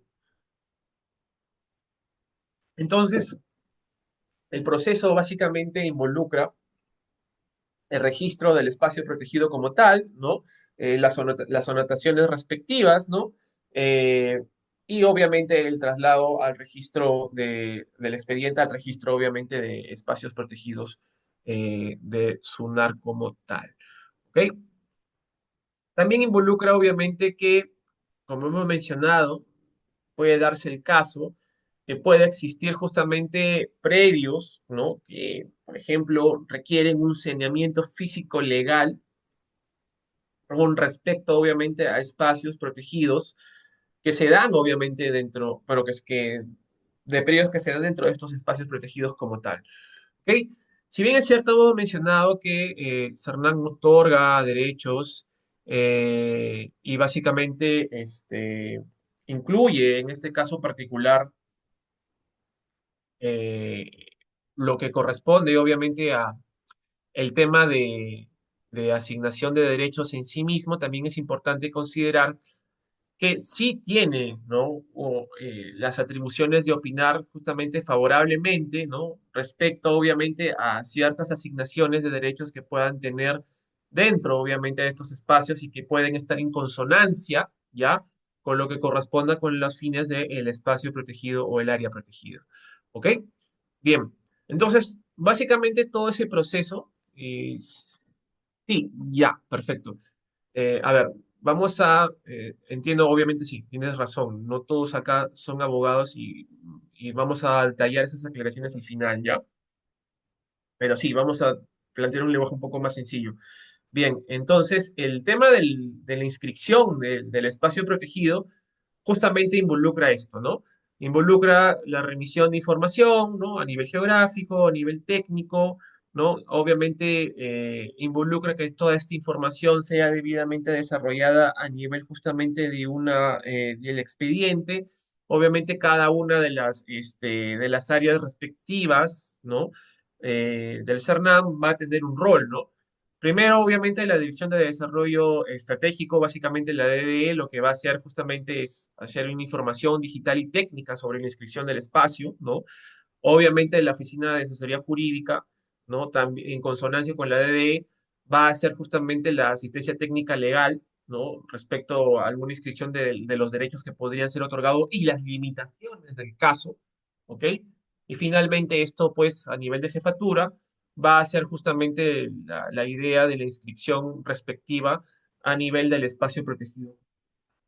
¿Ya? Ahora, hay un tema también bastante importante, que es la demarcación física de los límites, ¿ok? Ustedes quizás podrán haber visto, ¿no? Algunos casos que el CERNAM justamente tiene dentro de sus disposiciones, algunos relacionados a los hitos, ¿no? A ciertas demarcatorias, incluso quienes están obviamente en territorio habrán visto justamente estos distintivos a nivel territorial, ¿no? Este justamente es el proceso de la demarcación, es decir, de la delimitación del área como tal, ¿no? Y según sea el caso, obviamente, ¿no? Esa demarcación física no va a ser exactamente igual en todos los espacios protegidos.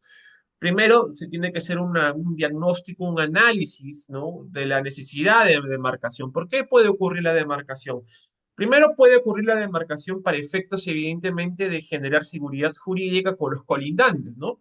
Ocurre en algunos casos todavía que, por ejemplo, hay zonas agrícolas adyacentes a los espacios protegidos. Y evidentemente, ¿no? No necesariamente quienes desarrollan las actividades agrícolas son los dueños directos de estas zonas agrícolas, ¿no? Entonces, si no están debidamente informados, ¿no? Pueden justamente generar una afectación por ampliación de la frontera agrícola dentro de un área que evidentemente es justamente ya un espacio protegido, ¿no? Entonces, la demarcación física parte justamente de una idea de identificación de necesidades, ¿no?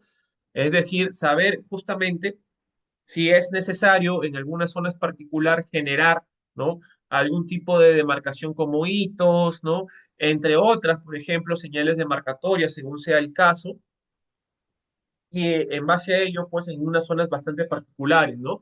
También va a incluir, obviamente, cuánto presupuesto va a requerirse para tal efecto, ¿no? Es decir, este, a nivel justamente de la asignación presupuestal de Sarnán, va a tener que asignarse de manera adecuada el tema justamente de lo que corresponde a la planificación para la asignación justamente de esa demarcación. Entonces, esa línea evidentemente va a involucrar esa situación, ¿ok? Luego, obviamente, va también la demarcación va a delimitar la identificación, obviamente, de los puntos que podrían ser debidamente demarcados, ¿no? En función justamente de esas necesidades, ¿no? Por ejemplo, no va a ser quizás de suma urgencia plantear esa demarcación en zonas que todavía evidentemente no tienen presencia humana, ¿no?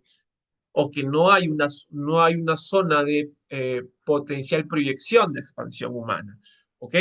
También evidentemente una vez ubicados los puntos de demarcación, ¿no? Va a ser requerido un plan de trabajo respectivo, ¿no? O sea, obviamente va a ser un trabajo de gabinete, una adecuada georreferenciación a nivel de GPS, ¿no?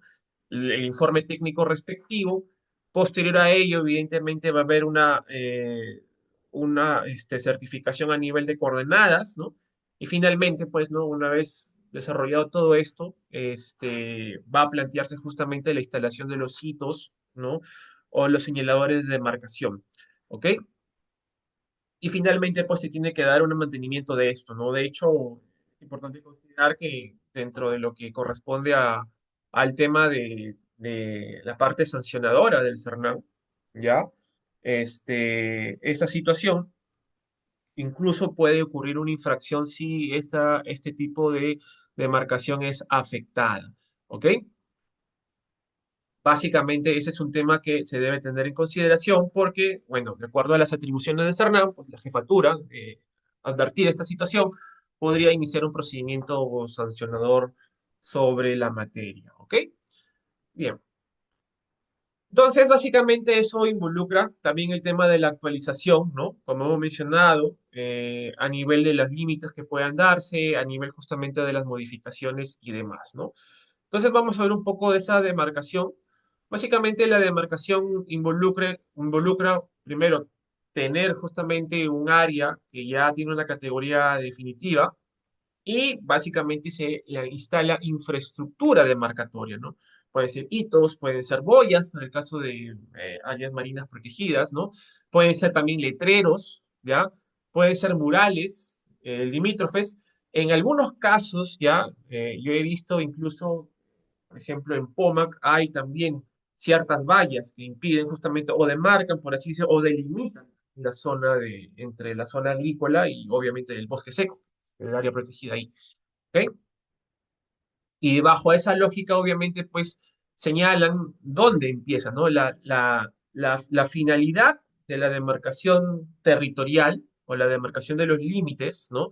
Es básicamente un reconocimiento material o físico, ¿ya?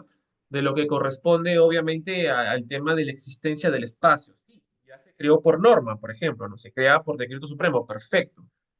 Ya está publicitado a nivel de SUNARP, ¿no? Ya tenemos, obviamente, un registro registral para el área protegida, pero también es importante que en el territorio esté debidamente demarcado si corresponde, ¿no? Por eso ustedes van a ver justamente cuando ingresen a algún área protegida, sobre todo aquellas que tienen libre acceso o tienen un acceso directo, ¿no? Van a encontrar justamente estos temas, ¿no? Básicamente letreros, murales limítrofes, entre otros, ¿ok? Y señalan justamente a partir de ahí, ¿no? Que ese lugar empieza a ser obviamente un espacio protegido, ¿ok? Cabe destacar que esto también es obviamente aplicable a las ACRs, ¿ya? Entonces, esta situación justamente va a impactar en la idea de el reconocimiento físico, ¿no? Por parte de quien transita o habita en la zona para efectos obviamente del adecuado reconocimiento de ese lugar, para efectos obviamente de la conservación in situ del lugar, ¿ya? Entonces, obviamente la demarcación tiene estas etapas que hemos mencionado, ¿no? La identificación de necesidades de demarcación, ¿no? Las ubicaciones de los puntos, la certificación y la instalación de infraestructura, ¿ok? Entonces, para efectos obviamente de la demarcación es importante mencionar que no es un acto meramente procedimental, ¿ya?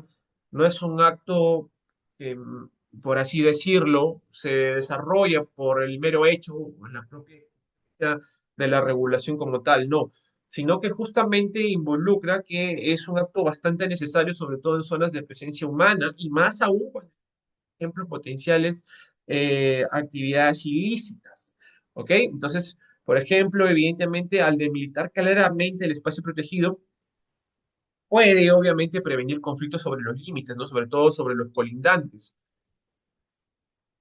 pero también obviamente facilita el manejo y el control. Se entiende evidentemente que el guardaparques respectivo tiene un pleno conocimiento dónde inicia el espacio protegido y dónde termina también. Obviamente, también obviamente genera una conciencia pública, pues no sabemos ya como visitantes que ese lugar en concreto evidentemente ya tiene obviamente una categorización como tal y por tanto tiene obviamente una asignación a nivel de conservación especial, pues, ¿no? Y en base a ello, pues todo lo anterior se sustenta en una base legal, ¿no? Como hemos dicho, que es la norma de creación del espacio protegido y también involucra, obviamente, el tema de la inscripción registral que obviamente asigna en el libro registral respectivo el área protegida como tal. ¿Ok? Entonces, a nivel justamente de las etapas del diagnóstico como tal, involucra justamente hacer ese análisis, ¿no? A nivel de perimetraje, saber si realmente es necesario también hacer ese diagnóstico de demarcación, que clasifique técnicamente también los perímetros, ¿no? También obviamente desarrolle y identifique, por ejemplo, si hay zonas de colindancia que tienen cierta conflictividad con el tema de la delimitación del espacio, ¿no? Se debe clasificar todo el perímetro de la ANP en función justamente de estas consideraciones, ¿no? Si existe conflicto, si ya se encuentra, por ejemplo, previamente demarcado, puede ser que se esté haciendo una actualización. O, por ejemplo, pues si hay información también importante que hemos mencionado a nivel justamente de derechos de propiedad adyacentes, ¿no? De actividades económicas cercanas, de poblaciones también cercanas, ¿no? O de ciertas amenazas mencionado, pues por ejemplo, podría darse el caso de que pueda haber, ¿no? En este caso, agricultura migratoria, o que incluso, ¿no? Haya zonas donde potencialmente exista, en este caso, minería ilegal, ¿no? O también, pues, otras actividades ilícitas como narcotráfico, entre otras, que podrían amenazar justamente el espacio como tal. ¿Ok? Entonces, básicamente, el perimetraje es uno de los puntos bastante iniciales y puntuales, valga la redundancia, para el tema justamente de la demarcación como tal, ¿no? Involucra justamente diferenciarlos, aquellos que están debidamente demarcados, otros que les falta demarcar, otros que no requieren ser demarcados, ¿no? Porque, por ejemplo, como hemos mencionado, la zona es inaccesible, o no tiene amenazas, ¿no? Ocurre, por ejemplo, en muchos espacios protegidos, sobre todo de la zona amazónica, que hay espacios donde, pues obviamente al carecer de población cercana, ¿no? O de amenazas cercanas, evidentemente no van a requerir una demarcación respectiva, ¿no? Y obviamente también pueden haber lugares donde también por las consideraciones geográficas o de los colindantes, ¿no? En concreto, no es posible hacer esa demarcación, ¿no? Todo eso evidentemente lo va a hacer el análisis respectivo para el tema de la demarcación, ¿no? También puede haber una demarcación natural, ¿ok? Puede ser una cordillera, puede ser, como les mencioné, me parece que en el caso de Calipuy, ¿no? La Reserva Nacional de Calipuy tiene justamente una, una, eh, un accidente geográfico, ¿no? Me parece que pasa abajo, hay un cañón, no recuerdo exactamente el río, no puedo decir el río, pero hay un cañón que justamente delimita geográficamente ese espacio y que ciertamente pues es inaccesible, ¿no? Llegar, entrar al área por esa zona, ¿no? Entonces tiene justamente una barrera geográfica bastante importante que en esa lógica pues no amerita una demarcación, ¿ok?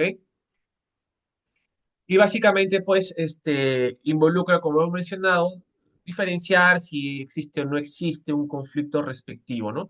Entonces el proceso de demarcación parte por ese diagnóstico, el desarrollo de un plan de trabajo, un reconocimiento también y una verificación del terreno, es decir, ir in situ, ir en campo para ver si es posible la instalación de las infraestructuras demarcatorias, ¿no?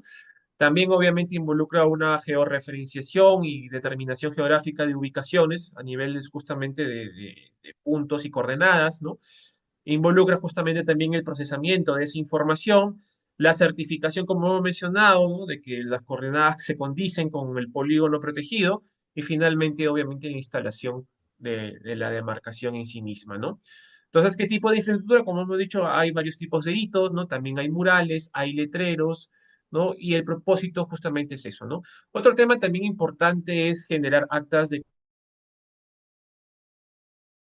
colindancia con los titulares que colindan, para efectos de generar también mayor, en este caso, seguridad respecto justamente a la asignación del espacio protegido como tal, ¿no? Entonces también esas actas, para de constancia de los límites, van a describir justamente dónde inicia otros derechos, ¿no? Y esas actas básicamente van a ser reconocidos por los terceros titulares de sus derechos, ¿no? Ciertamente van a ser las veces de actas de colindancia si lo vemos desde el enfoque comunal, ¿ya? Y esa lógica también genera justamente seguridad jurídica para tal efecto, ¿no? La misma situación ocurre pues a nivel del mantenimiento de las infraestructuras, ¿no? Se hace mantenimiento preventivo, ¿no? Se puede reemplazar la infraestructura por deterioro, eso se da previa evaluación, entre otros, ¿no? Para el tema de las áreas protegidas marinas, como hemos dicho, se plantean las bombas, el caso, en el tema justamente de colindancia con propiedades, obviamente se hace la socialización y la firma de actas de constancia. A nivel de títulos habilitantes, pues se solicita una inspección de campo, ¿no? Para asumir los límites y evitar, pues obviamente, los conflictos. Y eso se da justamente en un diagnóstico que se desarrolla cada 5 años, ¿ok? Debe ser justamente debidamente actualizado debido pues a la dinamicidad de lo que es el territorio, ¿ok? Entonces, básicamente, a grandes rasgos, el tema de la asignación de derechos y saneamiento como tal ocurre en función con efectos, obviamente, primero de mantener la seguridad jurídica de la conservación del espacio, pero también, obviamente, en este caso específico, de evitar conflictos a nivel de reconocimiento de derechos y, obviamente, pues establecer los instrumentos para que la publicidad y la demarcación sea debidamente desarrollada para efectos de, como hemos mencionado, establecer la seguridad jurídica para los fines de conservación del área. ¿Ok? A ver, vamos a desarrollar sus consultas. A ver. Dice, ¿existe un historial de resultado del manejo de un ANP con inclusión privada, territorio comunal? Puede dar casos?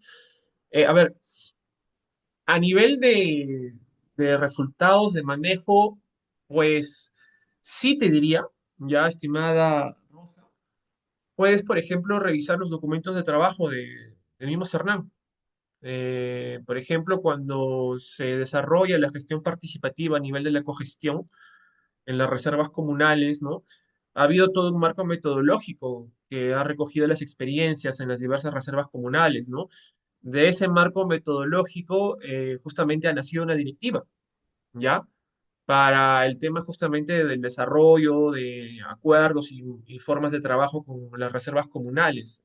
Solamente para hacer una mención, las reservas comunales, como hemos visto en las sesiones pasadas, pues, va a ser un tipo de espacio protegido donde se tiene por principal característica que se va a desarrollar un tipo de acuerdo con un ejecutor de un contrato de administración que está conformado por uno o más comunidades campesinas de la zona y que tiene por objeto justamente administrar el espacio, ¿ya?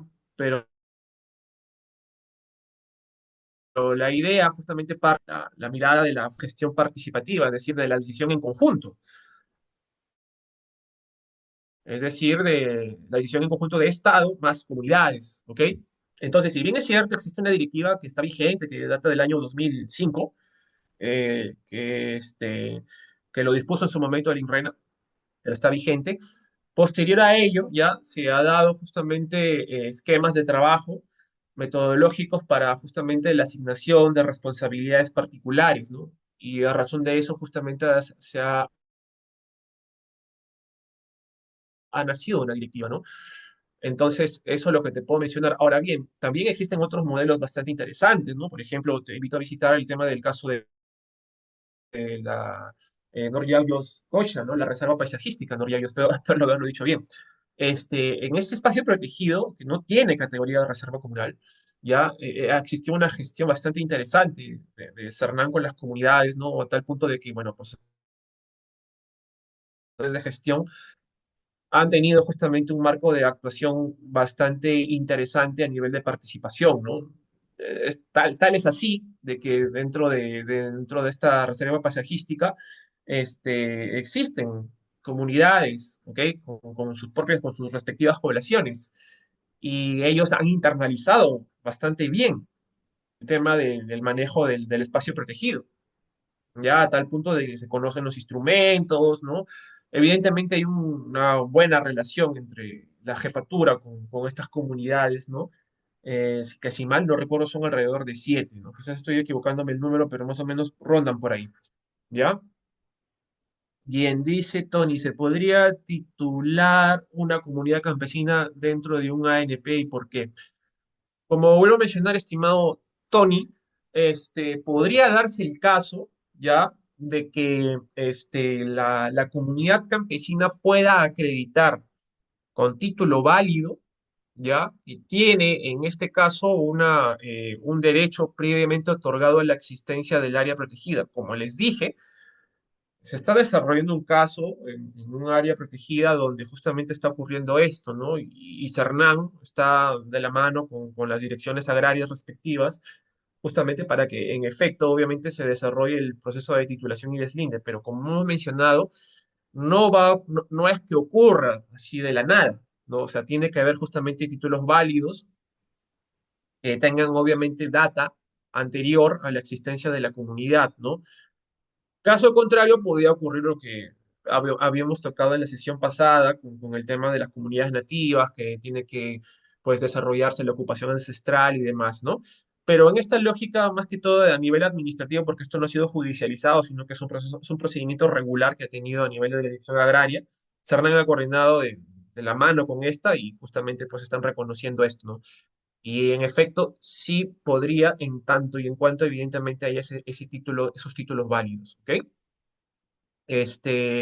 Cabe recordar, solamente para hacer una mención, que el tema del reconocimiento de las comunidades campesinas es un primer acto, ¿no? Que es independiente del reconocimiento del título comunal o colectivo, ¿no? Entonces, da el caso de que estas disposiciones se han desarrollado a partir de la Constitución de 1920. Ya incluso había una dirección específica desde esa década para tal efecto, ¿no? Y en ese trayecto antes de la existencia de este marco normativo, que ya también tiene su tiempo, que data de los 80, pero antes de este marco normativo, han existido otorgamiento y reconocimiento de algunas posiciones, ¿no? O títulos que tenían las comunidades. Entonces, en función a ello, está ocurriendo esta situación. Caso contrario, pues podría judicializarse, ¿no? Pero eso va a depender de cada situación en particular, ¿no? Por ejemplo, hay zonas donde hay comunidades que, por ejemplo, están en constante desplazamiento, ¿no? Hay comunidades nativas que, bueno, debido obviamente a su modus vivendi, al ser cazadores, recolectores y demás, ¿no? O hasta incluso verse desplazadas por ciertas amenazas, ¿no? Como la minería ilegal y demás, llegan a los nuevos espacios, ¿no?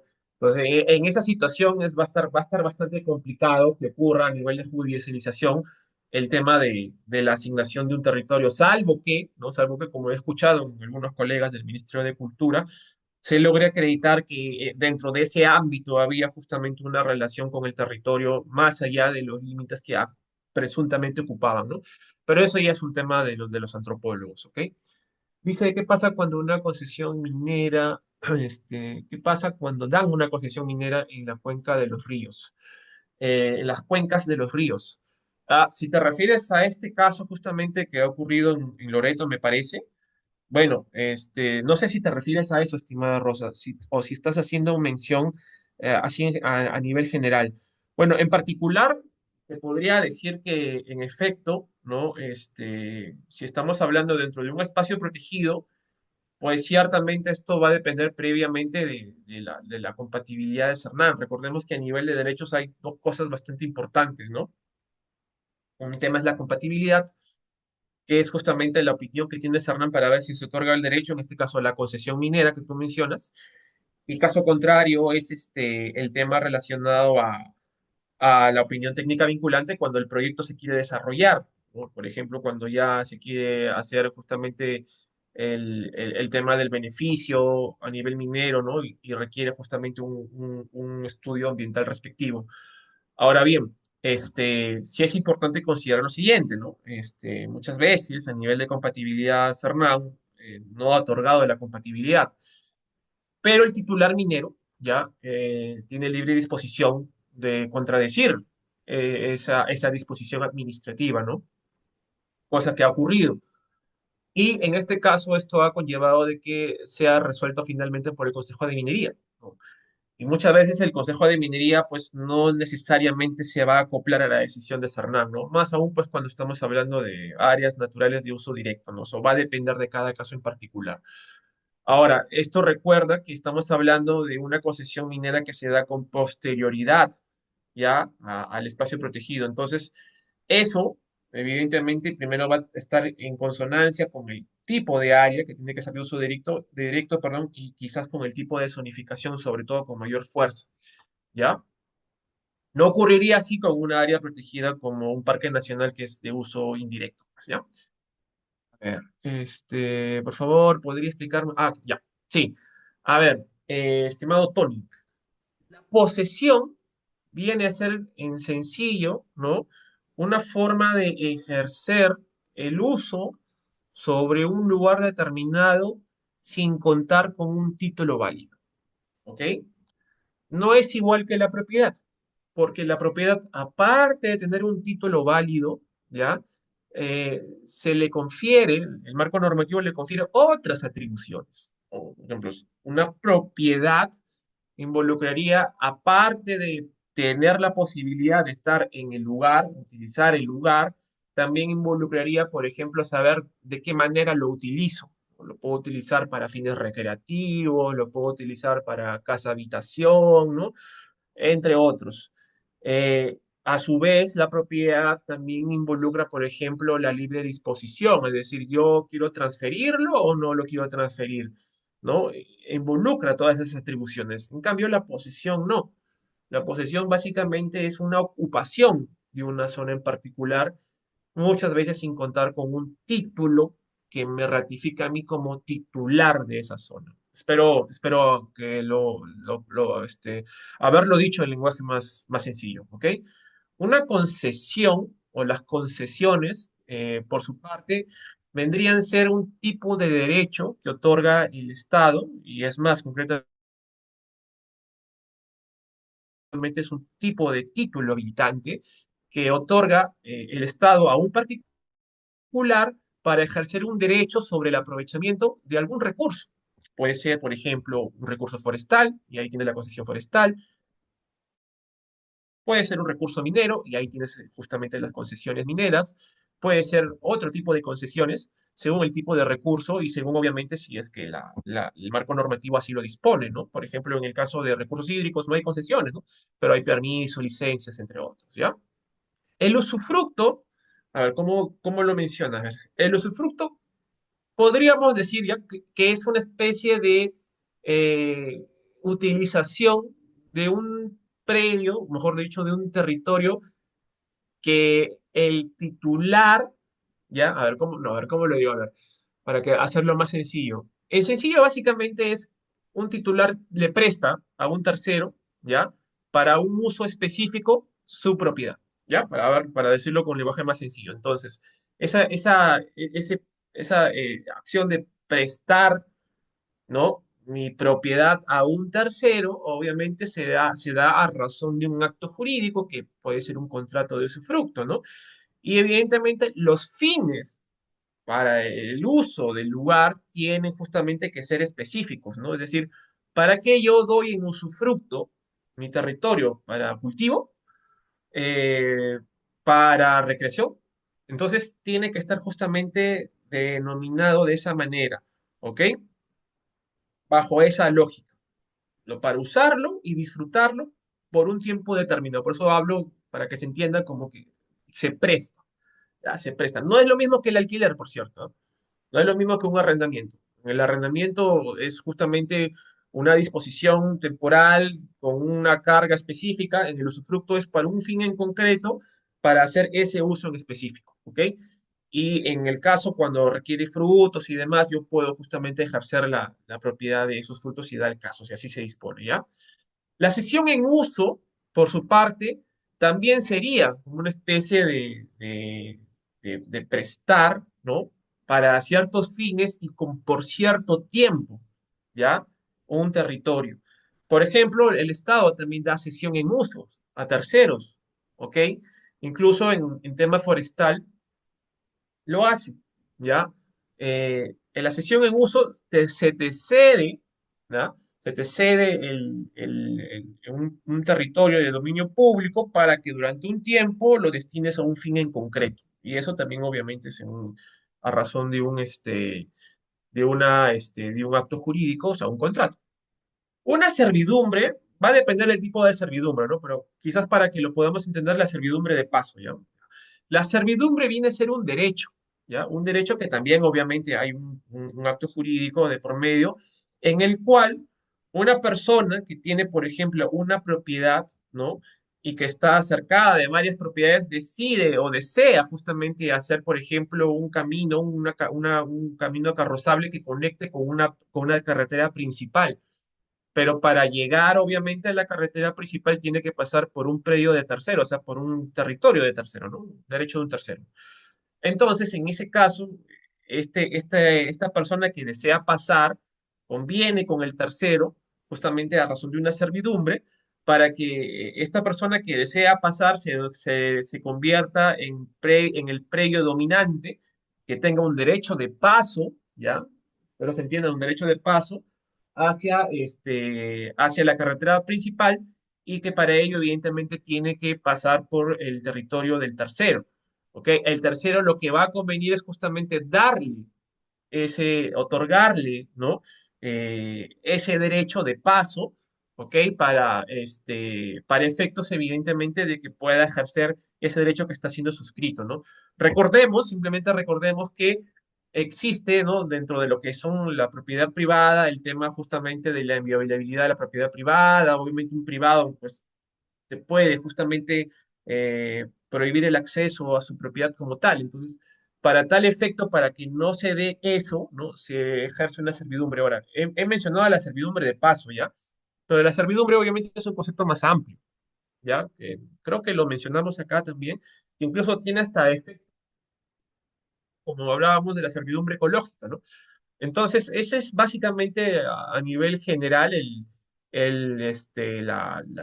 la mención de ese derecho, ¿no? Básicamente es un derecho para ejercer cierto tipo de atribución sobre un predio de tercero, ¿no? No se me está otorgando, por ciento, ninguna titularidad en la servidumbre, ¿no? Simplemente se me está otorgando el derecho específico que en el caso de la servidumbre de paso es el tránsito, pues, ¿no? La superficie, bueno, es un término básicamente mencionado para hablar del predio superficial. Lo que pasa es que en el Código Civil se hace justamente esa mención, ¿no?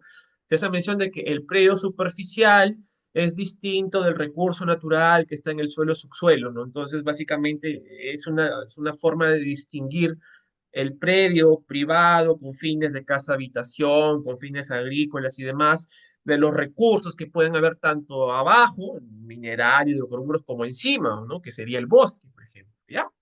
Entonces, esa es básicamente la distinción. Dice, ¿qué pasa si no está respetando los lideros ancestrales? Que en muchos casos se está viendo con las comunidades quienes son los responsables de solucionarlo. Como dije, estimada Maritza, va a depender de la adecuada georreferenciación. Si hay discrepancias con los linderos, es que quizás o falta un linderamiento para el caso de las nativas o falta una georreferenciación respectiva para el caso de las comunidades campesinas. ¿Ya? Y evidentemente, sí, van a haber muchos casos de controversia. Por eso esas disposiciones establecen justamente la técnica jurídica del desarrollo de las actas de colindancia, ¿no? Ese es justamente el tema, ¿no? Y se debe tener bastante cuidado porque, como he mencionado, quien debe revisar esas situaciones, ¿no? Es obviamente la dirección agraria, pero debe corroborar ya que quien solicita, quien firma, tenga el certificado vigente de ser junta directiva y sea debidamente desarrollado a nivel de decisión en asamblea comunal y demás, ¿no? He visto bastantes casos donde, pues, básicamente los procesos se caen porque directamente ya no tienen el certificado de vigencia de la junta directiva actualizada, por ejemplo, ¿ya? Dice Víctor, hay muchas incongruencias técnicas en el catastro que ha sacado algunos GORES y Cernam, y los GORES no convocan a todos los integrantes de acuerdo a la normativa de Midagri. Eh, bueno, yo te puedo hablar de la experiencia que yo he visto, ¿no? Y más que todo lo que yo he visto, estimado Víctor, es justamente las discrepancias que hay con Cernam. Es decir, el proceso ocurre, va viento en popa, por así decirlo, ¿no? Y cuando llega a sonar es justamente el medio del asunto, ¿no? La visión un poco de que ellos tienen es ceñirse en estricto a la base gráfica registral que se entendería, pues, que es el punto de actuación donde se genera seguridad jurídica de los colindantes y demás, pero justamente estos procesos de saneamiento tienen por efecto incluso generar acuerdos nuevos de colindancia, ¿ya? Y es ahí donde se genera la discrepancia. A tal punto, te comento, estimado Víctor, que han habido exigencias de SUNAR donde han indicado que, por ejemplo, cuando se trata de saneamiento físico legal de territorio comunal, no solamente la lógica es así de ellos, ¿no? No solamente la comunidad que está haciendo el saneamiento tiene que aperturar, tiene que hacer el saneamiento, sino todos los colindantes. ¿Ya? Todos los colegios tienen que hacer el saneamiento. O sea, tienen que hacer su proceso de georreferenciación o linderamiento según sea el caso, ¿no? Entonces, esas situaciones justamente generan dilación. Eso es lo que yo te puedo comentar, ¿ya? De lo que yo he visto de la experiencia, sobre todo con el tema del SUNAR. Dice, la resolución de Minagri aplicaría a la solicitud de titulación de territorio integral indígena, que es más amplio que la superficie de la comunidad en el marco de la ley de comunidades nativas. Lo que pasa es que las comunidades campesinas en realidad tienen un lineamiento que salió en el 2021, pero las nativas tienen uno que es en el 2018. Entonces, los procedimientos son distintos, ¿no? Sí he escuchado, me parece que en Amazonas, de algunos colegas que mencionaban que algunas direcciones agrarias estaban utilizándola de forma supletoria, la regulación de las comunidades nativas, ¿ya? Ahora, no sé si haces mención al tema cuando dices titulación de territorio integral indígena, si haces mención justamente a la comunidad, a las comunidades nativas, entiendo que sí porque ambos tienen justamente su marco jurídico específico, ¿no? Entonces, y en ambos justamente seguía, en ambas directivas seguía los procedimientos respectivos para el tema de titulación y deslinde o linderamiento para el caso de las comunidades y el tema de la georreferenciación, ¿no? Y claro, es más complicado en el caso de las nativas porque tienen bastantes disposiciones restrictivas, no solamente con el tema de áreas protegidas, sino también con el tema de los bosques. A ver, dice, la venta de propiedades dentro de una ANP está regulado por alguien, ya que la ANP en Ucayale los vende sin dar prioridad a la ANP. Sí, como hemos visto, estimado Felipe, está el derecho de retracto. O sea, directamente quien desea vender un territorio debidamente reconocido tiene que ser la oferta al Estado. Caso contrario, el Estado de enterarse va a operar su derecho al retracto, ¿no? El retracto básicamente es una disposición por fuerza de ley, en este caso la ley de áreas naturales protegidas, para que en sencillo, básicamente, el Estado se asigne, ¿no? A la titularidad de este un territorio que por ley le debía justamente corresponder como primera opción, ¿no? Es como decir, tener una opción preferente y que si esto no ocurre, se genera la fuerza de ley para que ingrese al territorio o al patrimonio justamente de esta persona que tiene o esta entidad que tiene justamente el derecho preferente, por así decirlo. ¿Ya? Consulta, ¿cómo beneficia la cogestión a los espacios protegidos transfronterizos que son colindantes con países limítrofes? Las políticas internacionales, ¿cómo abordan estos casos? Bueno, la cosa el tema de la cogestión es bastante interesante, ¿no? Ahora bien, la gestión participativa en realidad es un tema que sí está presente en las disposiciones internacionales, ¿no? Incluso hasta de biodiversidad se reconocen. El tema de la visión ancestral y el uso del territorio y la jurisprudencia también. Eh, Mm, Sería el caso de ver si hay algún, me parece, a ver, no sé si el ECA Tantunaín en Amazonas está colindante con una área de similar característica. Tendría que revisar ya, pero en particular a nivel transfronterizo, tendría que justamente darse quizás a través de los programas binacionales, ¿no? Por ejemplo, Perú y Ecuador tienen un programa binacional han desarrollado bastantes proyectos sobre este tema con comunidades locales y conservación. Tendría que haber el caso si Tantunaín está, aborda esto o que se queda a abordar en el futuro, ¿no? Dice, ¿qué hace el ANP si hay un PIASI dentro de su área? Por favor, ¿qué decreto está vigente de los PIASIs dentro de ANPs? Básicamente los PIASIS, como hemos mencionado, estimado Lenin, se desarrolla en función obviamente al marco normativo del sector cultura y que participa evidentemente en esta materia, ¿ok? Y justamente, como ustedes están, pues a través de los instrumentos de planificación justamente se hace la zonificación y la delimitación. Recordemos, por cierto, y eso creo que no lo había comentado, que dentro de las disposiciones de las áreas naturales ¿ya? El principio precautorio es un principio que justamente tiene por efecto resguardar, ¿no? Situaciones que generen incertidumbres, entre ellas no solamente biodiversidad o fines de calidad ambiental, sino también el tema justamente de los pueblos originarios. Dice, pero se supone que está prohibido la explotación minera de las cuencas y cabeceras de cuenca. Eh, sí, pero ten en cuenta, estimada Rosa, que una concesión minera, ¿ya? No se da, o sea, las cuadrículas, para que nos entendamos, las cuadrículas eh, se dan por un sistema básicamente que no toma en consideración mucho los accidentes geográficos. Entonces, si bien es cierto, lo que tú muy bien indicas, como te responden ahí, evidentemente se señala eso, ten en cuenta dos cosas. La primera es el sistema de cuadrículas y el fin donde se va a desarrollar. Y la segunda, como hablas de cabeceras de cuenca, es importante mencionar que el tema de las cabeceras de cuenca es un tema pendiente, ¿ya? ¿Por qué? Porque si bien es cierto, ya está reconocido por norma, ya está incluido dentro de la ley de áreas protegidas, bueno, perdón, dentro de la ley de recursos hídricos, lo cierto también es que la ANA, ¿no? Tiene todavía una tarea pendiente de delimitarlas, ¿no? En el 2019, si mal no recuerdo, después de esta modificación normativa, la ANA sacó unos lineamientos para su identificación, pero hasta el momento esto no se ha concretado, pues, ¿no? No hay una cabecera de cuenca reconocida que yo tenga conocimiento, ¿no? Quizás ustedes sí lo tienen, pero yo hasta el momento no tengo conocimiento de ninguna cabecera de cuenca reconocida. Dice, mi comunidad está inscrita en el Ministerio de Cultura como originaria y al mismo tiempo está concesionada del 99%. ¿Se puede establecer una zona de conservación y qué pasa con esas concesiones otorgadas por Ingemet? Bueno, dependerá, estimado Homero, ¿no? Lo primero es que hay que saber cuándo ha sido otorgada esa concesión.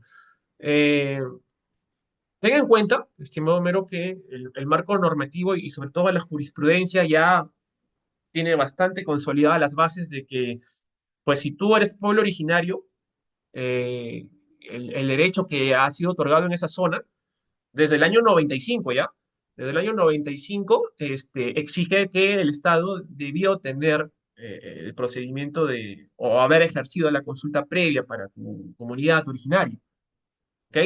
Si bien es cierto, tenemos un marco normativo específico que data del año 2011, 2012, si mal no recuerdo, de la ley de consulta previa, ten presente que también es importante considerar que ya el Tribunal Constitucional en muchos casos, que si bien es cierto, por ahí salió una resolución del tribunal que decía que no era un derecho fundamental y luego ya hubo una especie de retracto, lo cierto es que también ha considerado que en el marco de la misma Constitución, ¿no? La falta de regulación no es un criterio constitucionalmente válido para poder desarrollar consulta previa.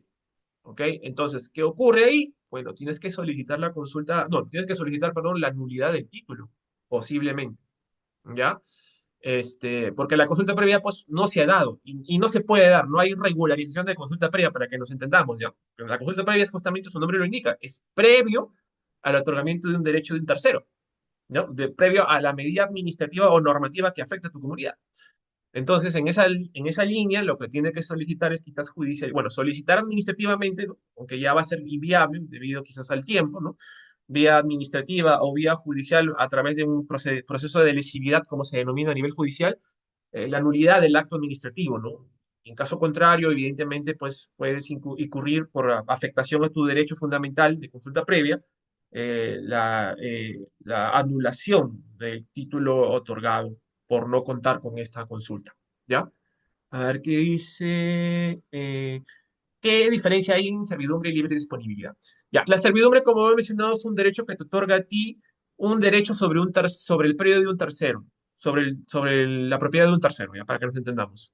La libre disponibilidad es básicamente la facultad que tú tienes respecto a tu bien, ¿no?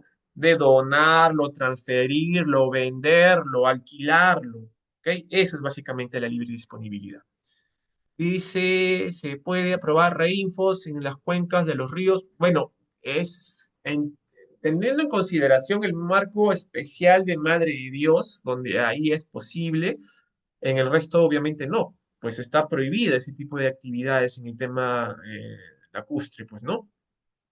Puede ser un convenio entre Cernán y la comunidad originaria para establecer una zona de conservación. Eh, un convenio. O sea, estimado Mero, estoy entendiendo que en el territorio que está afuera del área protegida, quieres crear una zona de conservación. Bueno, yo te diría en primer término que quizás la herramienta es la que justamente te le dice Víctor, ¿no? El acuerdo de conservación. El acuerdo de conservación es una responsabilidad que se puede desarrollar tanto dentro como en la zona de amortiguamiento, si lo dispone la directiva, para efectos justamente, me parece que va a haber una sesión específica de acuerdos de conservación para justamente desarrollar, en este caso, responsabilidades del cuidado de la biodiversidad y el mantenimiento de los objetivos del área protegida. ¿Ya? Eso es lo que tú puedes hacer con Cernam.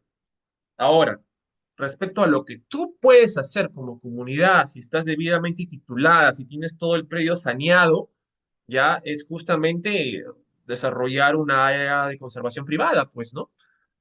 Si no fuese ese el caso, si la zona quizás todavía está en demarcación y demás, ¿no? Bueno, quizás podrías justamente revisar un poco de la regulación forestal, ¿no?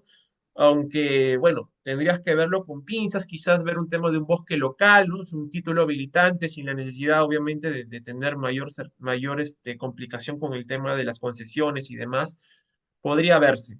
Y me parece que de acuerdo al reglamento comunal también podría ocurrir el tema de permisos, pero estaría por verse. Ya podrías ver eso.